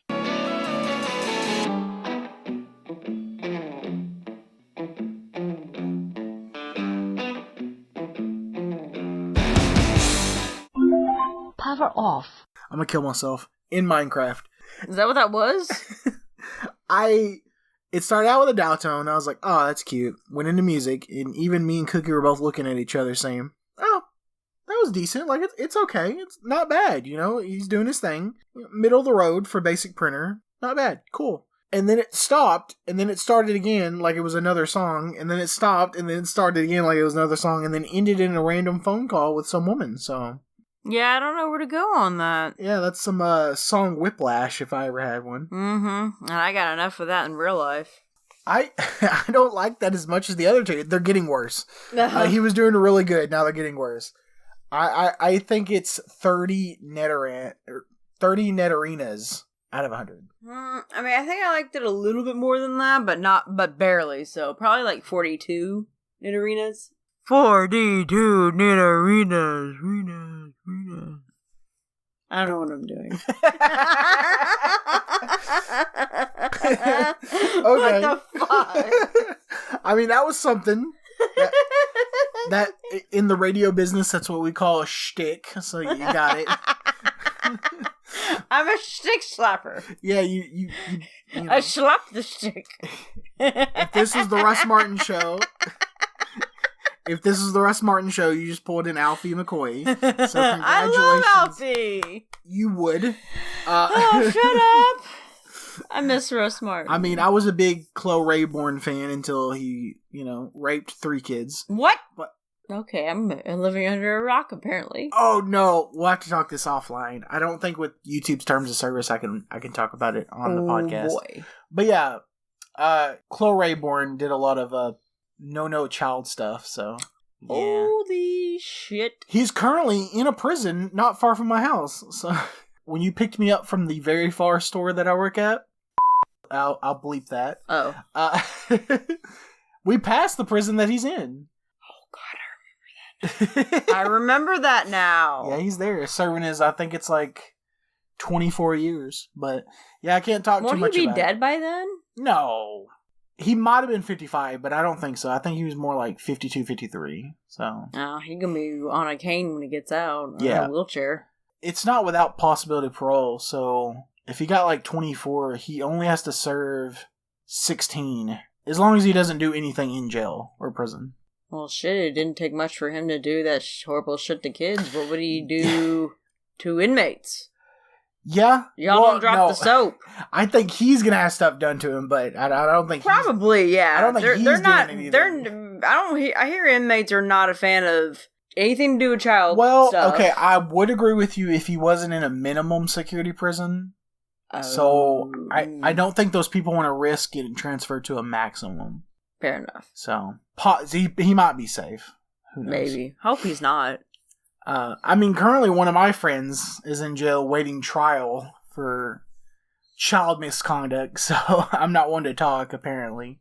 Well, it's not like you're in there. Well, yeah, but you never know what people have in their closets. People that have treated you really well and are good friends could be dark people with dark things. You never know. One of your best friends might secretly, murder kittens. You just never know, right? So that's the sad part of reality in life. You just hope that people that are good to you are generally good people. Yeah, you hope anyway. Yeah, so until you find out otherwise, then you can determine what they do is worth still being friends with them or not. Because, I mean, I have friends that have and do deal drugs and have beat people and pistol whipped people. Does that make them good people? No, that's a terrible thing to do, right? You're putting drugs onto the streets for kids to use or the society. You're hurting people that owe you money. You're using firearms, etc. That's a bad person, right? But is that such a bad thing for me not to be friends with somebody that's always treating me well?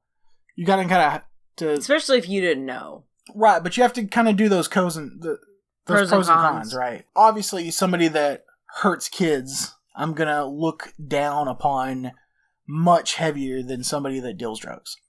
That's just how my morals are. Some people would not think the same. So, it is what it is, and that's how life is. And thanks for joining my TED Talk. This has been Philosophy Hour with Dawn, our new podcast segment. Okay, this is going to be difficult. So we have a bonus song called JD All Moment,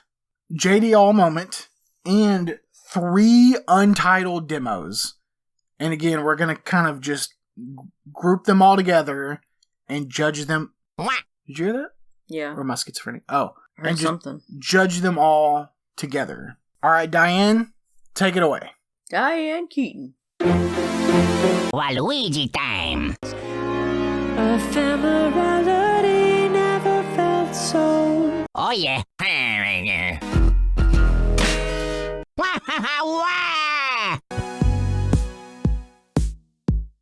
No.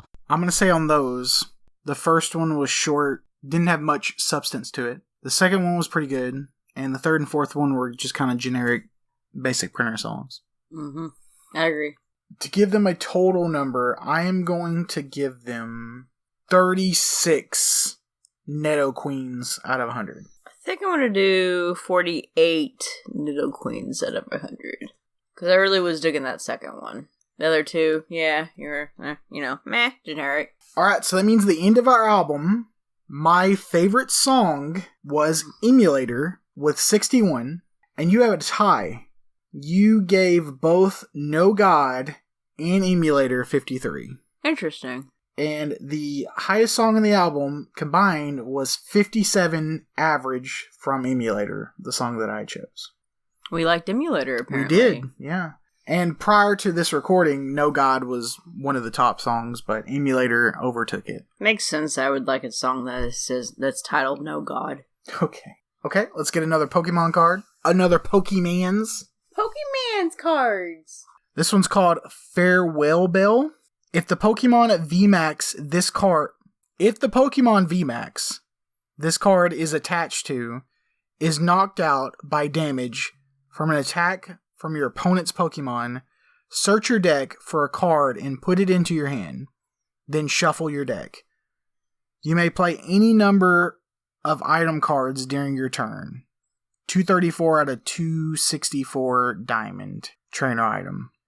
Okay, so this is kind of weirdly worded, but yeah, if you have a VMAX Pokemon, you attach it, and then when it gets destroyed, you search your deck. There you go. Oh, we need to go back to that card shop at some point and get those graded Pokemon if they're still there. Yeah. Which they probably are. They're a little overpriced. Not much. I'd probably say online I can probably get the cards for like $2 to $4 cheaper. Yeah. I do want some graded Pokemon cards because I only have graded Yu-Gi-Oh cards. So I would enjoy some graded Pokemon. And I almost bought them that one time. I just didn't have the money. So I'll have to go back at some point. Was that the new one we went to or the one we always go to? No, the new one. The one that we always go to, they don't have graded or used cards. They only have the packs. So we go to a place called Nerd Games, I think, that we buy all our Pokemon cards from so we can support a local card shop versus like Walmart, right? And then we discovered another place that has a lot of baseball, football, Pokemon, everything, anything collectible. And they're kind of in a weird shopping center in the middle of nowhere. And they had some Pokemon cards, and that's where you bought Big Gay Vulpix from. I know! I love her! And there's some graded Pokemon cards that he has that I do want. And we might go back and get those at some point. I hope so. He was cool. Yeah, he was. The manager there was very cool. So the next album is called Haha Yeah, and it was released November 11th, 2022. And the cool thing about this one is it's a short album. There's only 8 songs, and I don't think there's any bonuses. The only thing is we have to listen to every song twice, because not only we're listening to the album, he has a full concert video. Oh, God. What do you mean, oh God? We have to listen to them twice? Well, yeah, because obviously the live version's not going to sound as good as the studio version. Sure. But we can listen to the song on the album, and then we can go, and I think he does the songs in order during the concert. Most bands, when they do a concert tour for a specific album, they just play the entire album. They don't do like other songs. For example, the last Planet Booty concert I went to in Washington, D.C., they played a mix of all kinds of songs that they've done. Mm. But when they did the Yes Tour and they came to Dallas, Texas, they played the entire Yes album. Because it was an album tour, not just a normal tour. Yeah. Makes sense. So, yeah, he played all of his new album on that tour. And he has a video of it. And then we can actually see Jesse/Basic Printer perform those songs live.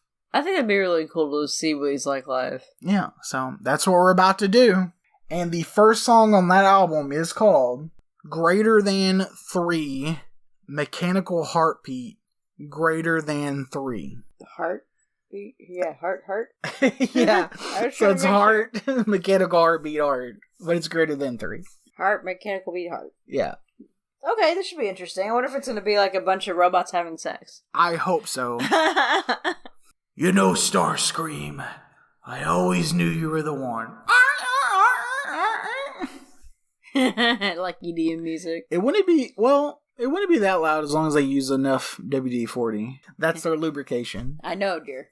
Okay, Jonathan, let's go into that new album. Who's coming? Huh? If you're coming right now, let me see it. Let me see it. Show me. Huh? He who is coming, come where I am. The concert was cool. Yeah, it was. How high are you going to be on this show? I'm not even that buzzed. I'm buzzed. At this I'm definitely not that drunk yet, but you are. You're I'm gonna not be stoned off my gourd. You are going to be outer space Elon Musk. You're going to be outer space Elton John, Rocket Man. I like that song. I bet you do. I like, You look like you like that song. I like Maynard's version of Rocket Man, too. I like William Shatner's version of Rocket Man. You would. She packed my bags last night. Pre-flight. 0 hour. 9 a.m. You gotta tell me that doesn't smack. I mean, it smacks. It doesn't. It doesn't smack. It's a joke. I like William Shatner. No, not his singing. No, I didn't say it. I didn't say I liked his singing. Though Leonard Nimoy, Spock, actually has a good singing voice, and he actually has a classical album. But that was kind of the thing back then. Even David Hasselhoff has music, which fuck. Okay, well, we're gonna have to explore this. David Hasselhoff's music's pretty good. So is Nimoy's. A lot of actors back then, the whole thing was to make a album.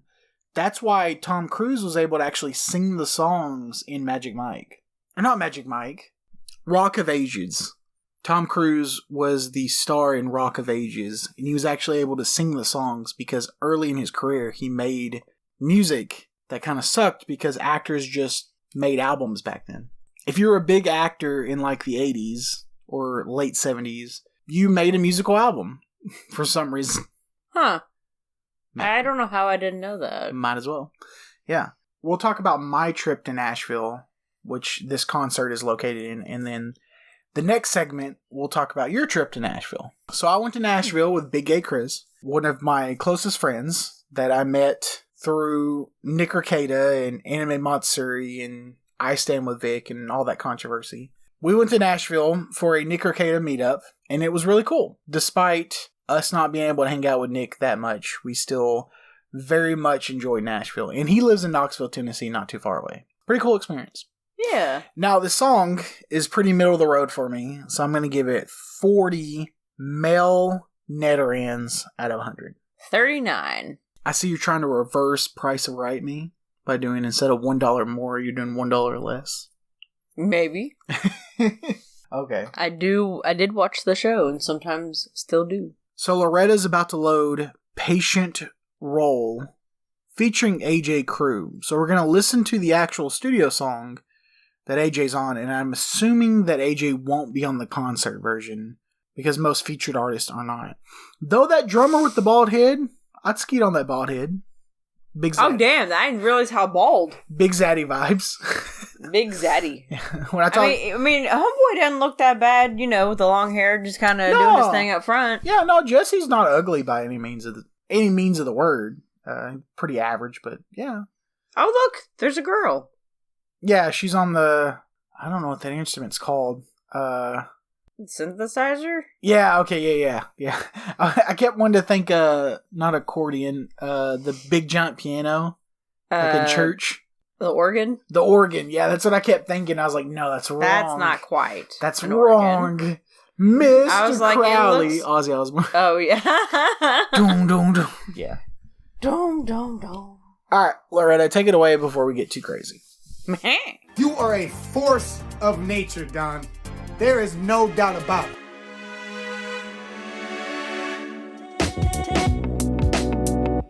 That was sick. That was pretty good.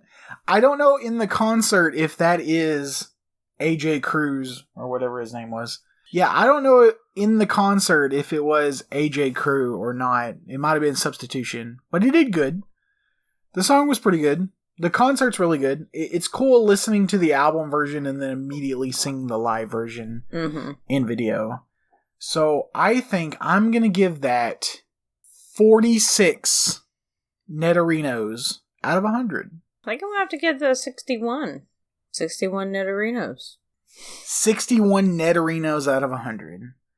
All right, let's talk about your trip to Tennessee, which I think you took on right before, right after we started dating. Right before. So, mid-July, my great uncle puts together, many months before that, had put together this family reunion of 25, 35 of us, and plans this whole trip out of 4 or 5 days. I think 3 or 4 days, and then we took an extra day and a half to just kind of hang out and do whatever, and then an extra day to get stuck at the fucking airport. But that's a different story for another time. He did so much and put so much into making this a fun trip for us that it was very memorable. We flew into Knoxville straight from DFW. 45 minutes and away from Knoxville is Pigeon Forge, and that is a awesome little town. Well, it's not that little. It's not like Dallas, though. Dallas is huge, and this is just Pigeon Forge, but there's a lot to do. There's Dollywood. They have real dispensaries, because it is legal of all sorts in Tennessee, y'all. Actually, when I went to Nashville, I stayed in, I think it's called the Drake Motels, where a bunch of celebrities stay in, and when you go to the office, you actually see pictures of all the celebrities, and we stayed in the same motel room that Dolly Parton stayed in on one of her first international tours. Not national, one of her first international tours. So she stopped in Nashville, Tennessee in her worldwide tour, her first worldwide tour, and we stayed in the same room. That is awesome. Yeah, I have some photos I can That's show you. pretty cool. Yeah, I need to see these elusive photos. This is me and Big A Chris being gay. Oh, that's my favorite. I love when you can be gay with anybody. Yeah. Oh, there's a few more stories about that. Like when some random prostitute or hoochie mom or something knocked on her door, and we opened the door, and she was holding cupcakes in some kind of Halloween costume, even though it was nowhere near Halloween, and was like, "Oh, I might have the wrong hotel." And we just looked at her, and she's like, "Did y'all need female entertainment?" And I was like, "Oh, no, we're gay." And then Chris is sitting down at this point, and Chris is 6'5" or something crazy. And she's like, "Oh, I must definitely have the wrong room." And then she's like, "Well, if you're gay, I trust you. Can I use the bathroom?" And we didn't want some random stranger in our motel room. So Chris stands up behind me, and he's like, "No, that's okay." And then shuts the door. And I was like, "Okay." And there's that was random. There's Can a bunch. I use your bathroom? Yeah. There's a bunch of black women over by the pool that was just flirting so hard with Chris. It was hilarious. Because Chris drives a Mazda Mirati because he's exotic. And it's hilarious seeing him get out of it. Because this is a tiny car, compact car.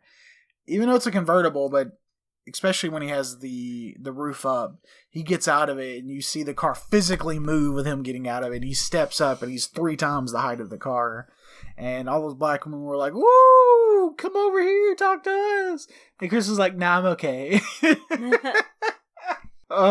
That's actually pretty funny. Chris is actually bisexual, so he does have sex with women. I think he was engaged twice to a woman, to 2 different women.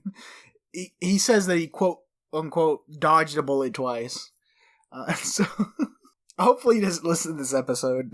I don't think he listens to my stuff either. This isn't his cup of tea, so. What, she's gonna listen and he's gonna disown you? Yeah, something like that. Alright, the third song on the album is called IGF, which is kind of like IDGF, like I don't give an F. Mm-hmm. But this is I give an F, and then it has a text-based face of a smiley face putting his arms up in a shrug. So Bonnie, load that song and load the live concert video. Woot woot! This is the Sweet Podcast, isn't it? Ooh, I'm terribly torn. I'm terribly torn, 'cause I'm scared of loving. Getting on your knees on stage and saying every time I try to get effed is wild. Yeah. I have a new brownie points. Yeah. For sure. I'm going to go ahead and give that 37 Nido Kings out of 100. I'm going to do 49 because I really like the chorus, but sometimes I got lost in like the in-betweens. But I still liked it quite a bit. Maybe not as much as the last song. Yeah. And I've kind of ran out of things to talk about. So we're going to talk about hockey now. Woohoo, hockey! Which is Papa Yokai's favorite thing for me to talk about in his Twitch chat when it has nothing to do with hockey. On occasion, had the entire chat talk about hockey. And he's like, I don't know what's going on. I'm playing a horror video game. And the whole chat's about hockey. So we're going to start from the bottom. Now we're here. Drake. A minor. My love truck just went viral. Not the same person, I know. The Lone Star Brahmas is a Tier 2 junior hockey team based in Richland Hills, a suburb of Fort Worth. That is the lowest level of hockey I've taken you to thus far. How was your experience with it? Actually, that was fun. Having have gone to like a Stars game at the American Airlines Center as opposed to going to like a smaller, I don't want to say venue, but like a smaller arena and watching that, like you get more up close and personal. So like, you know, you get to see things from closer up, and for some reason they get in more fights. Like I don't know why, but they just do. And it's very entertaining to watch, but I might just be violent. So I don't know. Well, stay tuned as we talk about the next song, Bored and Worse, ... Fine with it, ! Yeah, Jesse from Basic Printer isn't the most conventional person to name songs. Also, he introduced the band, but I was taking a wee. So, you know, taking the piss, mate. Mm-hmm. Pee-pee time. But I'm pretty sure that last person was not the person on the studio album. He said in passing that I saw him and I was like, you're touring with me. So I think it's just a substitute. Anyways. And he said foreshadowing, you may see me again. So he's probably going to sub in again for a different person later on in the album. Or maybe later on in the set. Well, that's what I'm saying. Well, because he's playing the whole album. Oh, right. Yeah. Sorry. Yeah. All right. So Rupert's going to play that song. Come back. Let's talk about it. And then listen to Cookie's experience with the Allen Americans hockey team. Nearby. Shout out to the Cookie.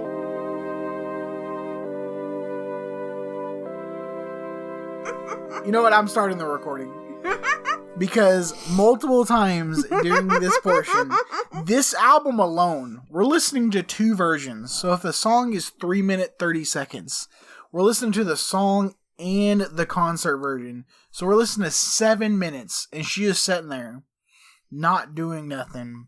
And then all of a sudden, I'm like, okay, cool. Time to record our thoughts about it. She's like, oh, but I just pulled out this 17-inch sub, and I was going to start eating.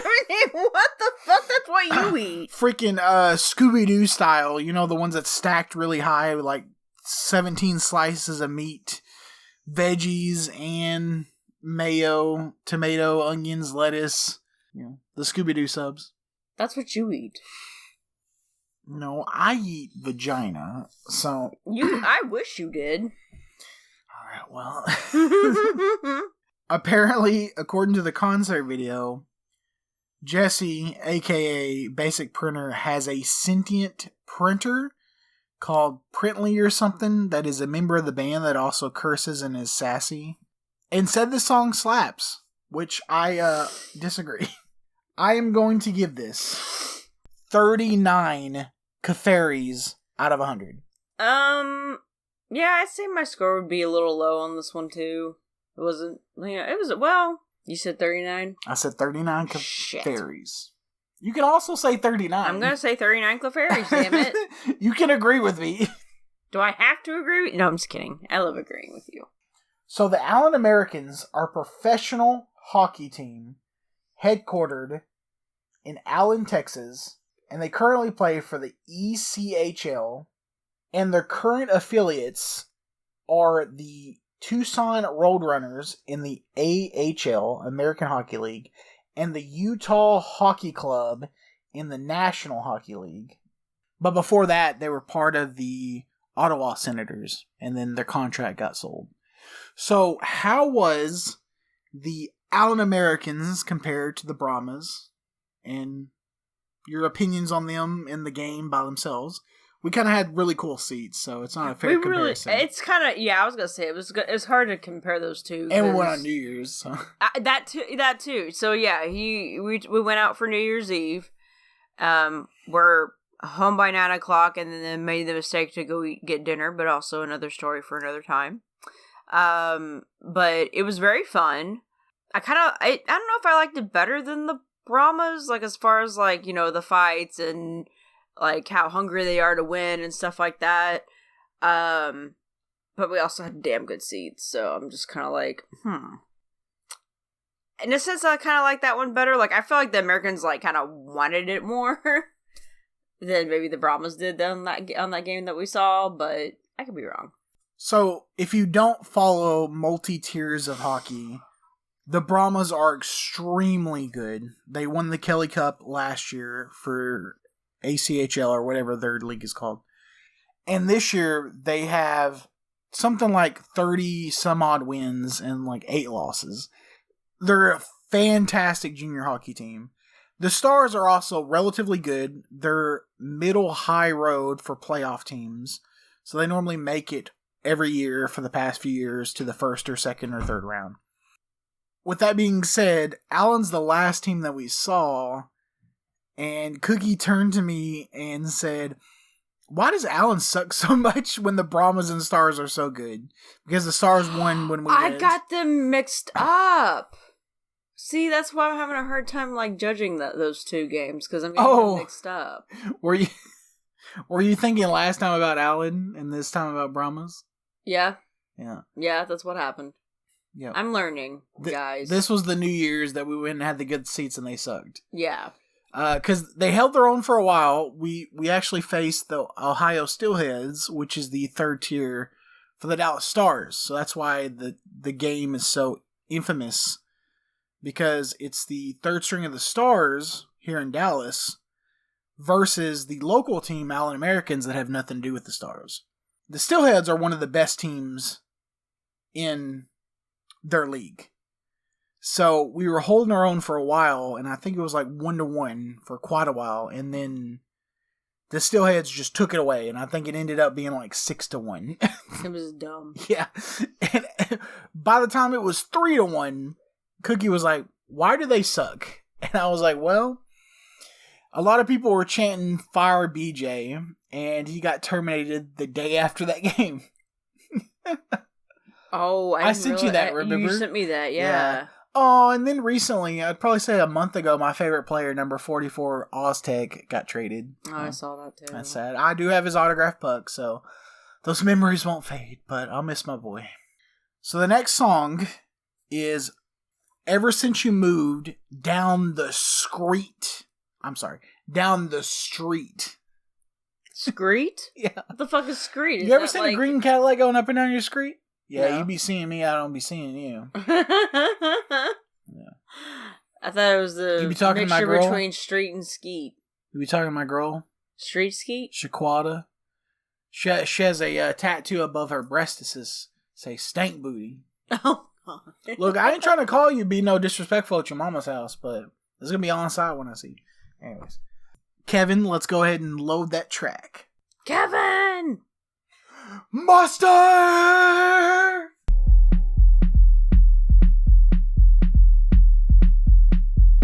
You're listening to The Sweep, South Brazil's only freeform jazz radio station. Hang on, that's not right. I am going to just say right off the bat, I don't think that song had much substance, and I'm going to give it 30 clefables out of 100. 15 clefables. 15 clefables? No, I just wasn't a fan. Wow, that's first album numbers. Yeah, it was just kind of too, like, all over the place. Yeah. There's no consistency to it. Not that there always has to be consistency, but... And he was arguing with his printer again on the... That too. Yep, he was arguing with his printer again. The concert, yeah. Alright, well, here's the final question. We talked about the Brahmas. We talked about the Americans. How was your Dallas Stars experience? That was fun. It was initially overwhelming because holy shit, there's a lot of places to go and a lot of people. Not for the antisocial or the socially weak, that's for sure. But I had a great time. I'd never been to an arena that big. That was enormous, and the Stars kicked some ass. So that was fun to see. And I had a lot of friends that had gone to Stars games and stuff, and they were like, "Oh, it's really cool. It's really awesome. You should go."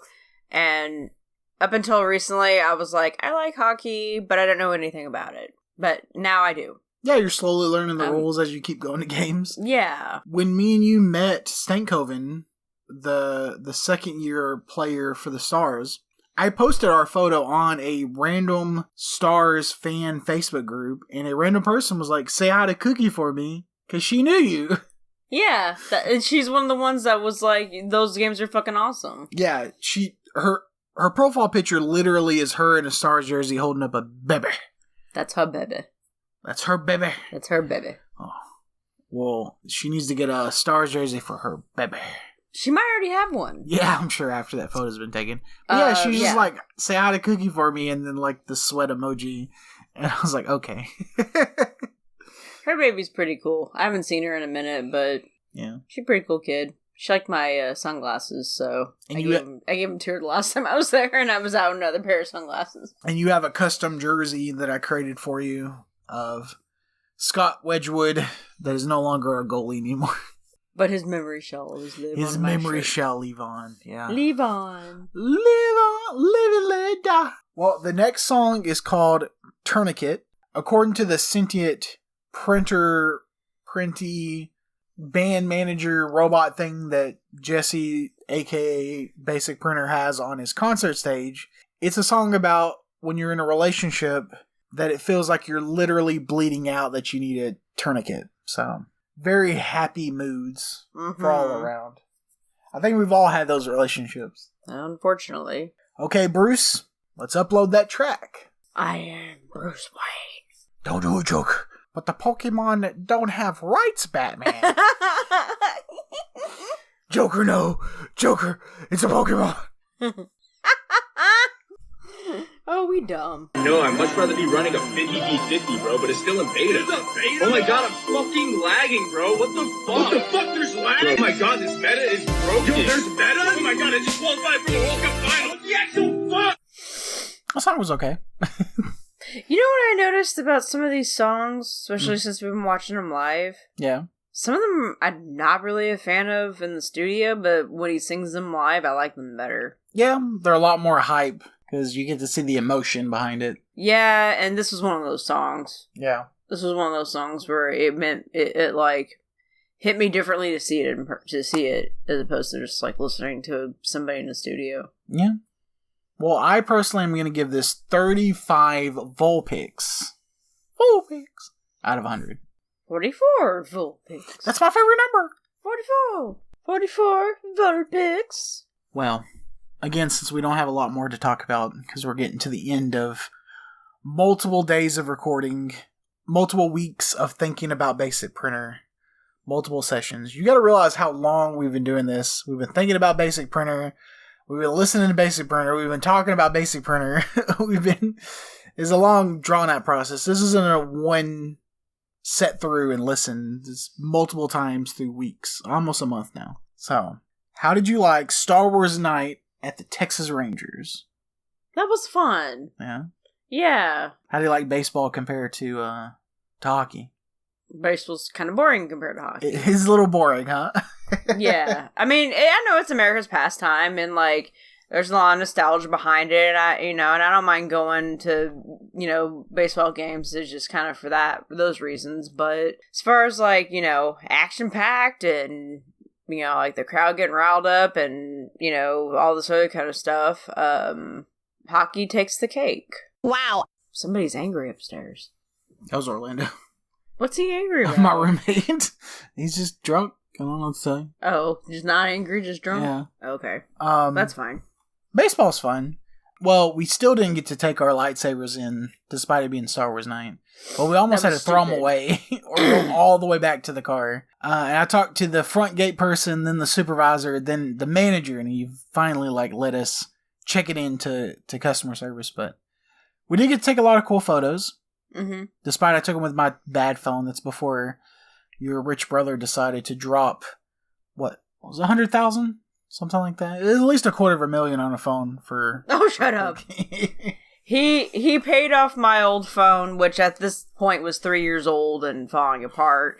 I mean, I will say for the better half of like 2.5 out of those 3 years. It served me well. It only started slowing down the last 6 or 8 months I had it. So... We did get to take our photo on the new Samsung Flip, I think the version 7. Was it 6? Yeah, it might have been 6 actually. And we had to print it off, and we both have copies, so that was cool. Mine's by my front door, and yours is, I think, next to my bed. Crumbled up behind some pill bottles next to your bed, or something like that. I forget. I have it where I can see you and only you. Okay. It's not crumpled up, is it? No, it was a joke. I was gonna say, baby, like, I have it so I can see you. I don't like my face in it, but yours is great. Alright, so I have a theory. The next song coming up is Time to Give It Up, featuring Cryptic One. And I have a sneaking suspicion that we're gonna listen to the studio song, and then when we go back to the concert, it's gonna be the same guy that did the other song that's just mimicking the creator. So, and I seem to enjoy Basic Printer songs that have people featuring on them, so we'll see how I like this one. And we also ran out of sports talk, so don't worry, the sports talk is over.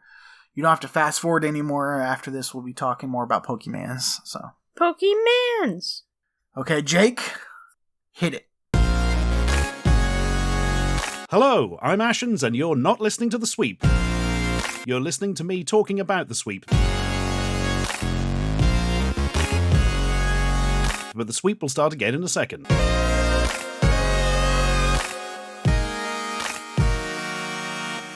Okay, as far as the concert video goes, my prediction came true. It was the same guy. So he doesn't have the actual featured artist touring with him. And I'm going to give that 42 Jigglypuff, Jigglypuff out of 100. Because it was pretty groovy. I enjoyed it. I was vibing with the beat. And in the middle, it had a little bit of rap by the featured artist. So I felt like this was another one that sounded better live, but I didn't mind it. Like, I liked it, in the studio-wise, yeah. Studio-wise, too. 57 Jigglypuffs. And we're going to do the final Pokemon card, and then we're going to play one more song, and then we're going to talk about the total album favorites, or the total discography favorites. So the last Pokemon card is Ghastly, HP 40. It's the Halloween version. Furtive Drop? It has Furtive Drop.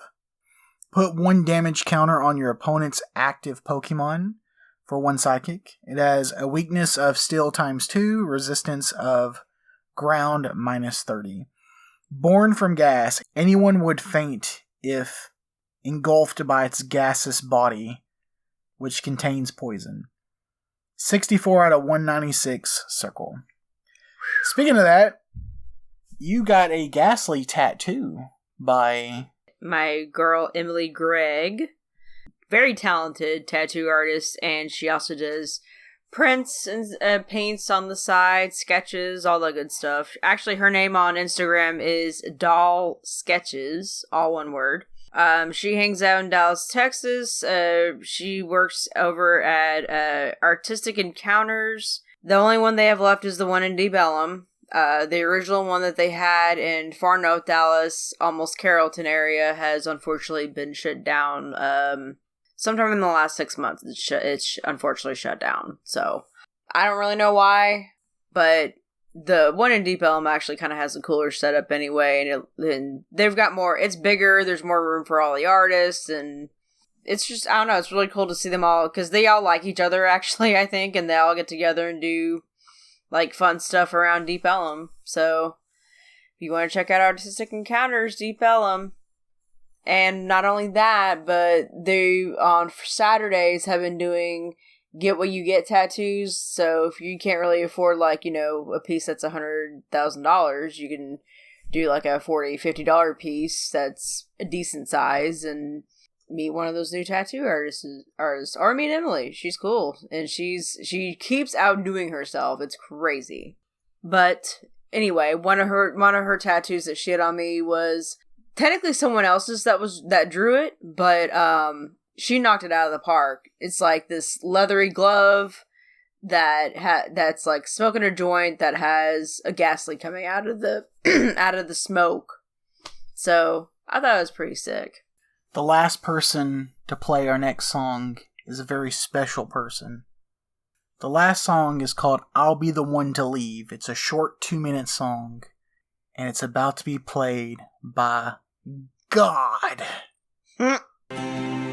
You're listening to the Sweep Podcast, the only podcast that dares make this noise.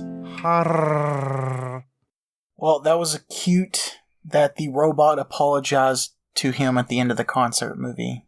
The song was pretty mid, pretty basic, good way to end the album. Not on a banger, just on a okay. Yeah. And I am going to give it 40 Wiggly Tufts out of 100.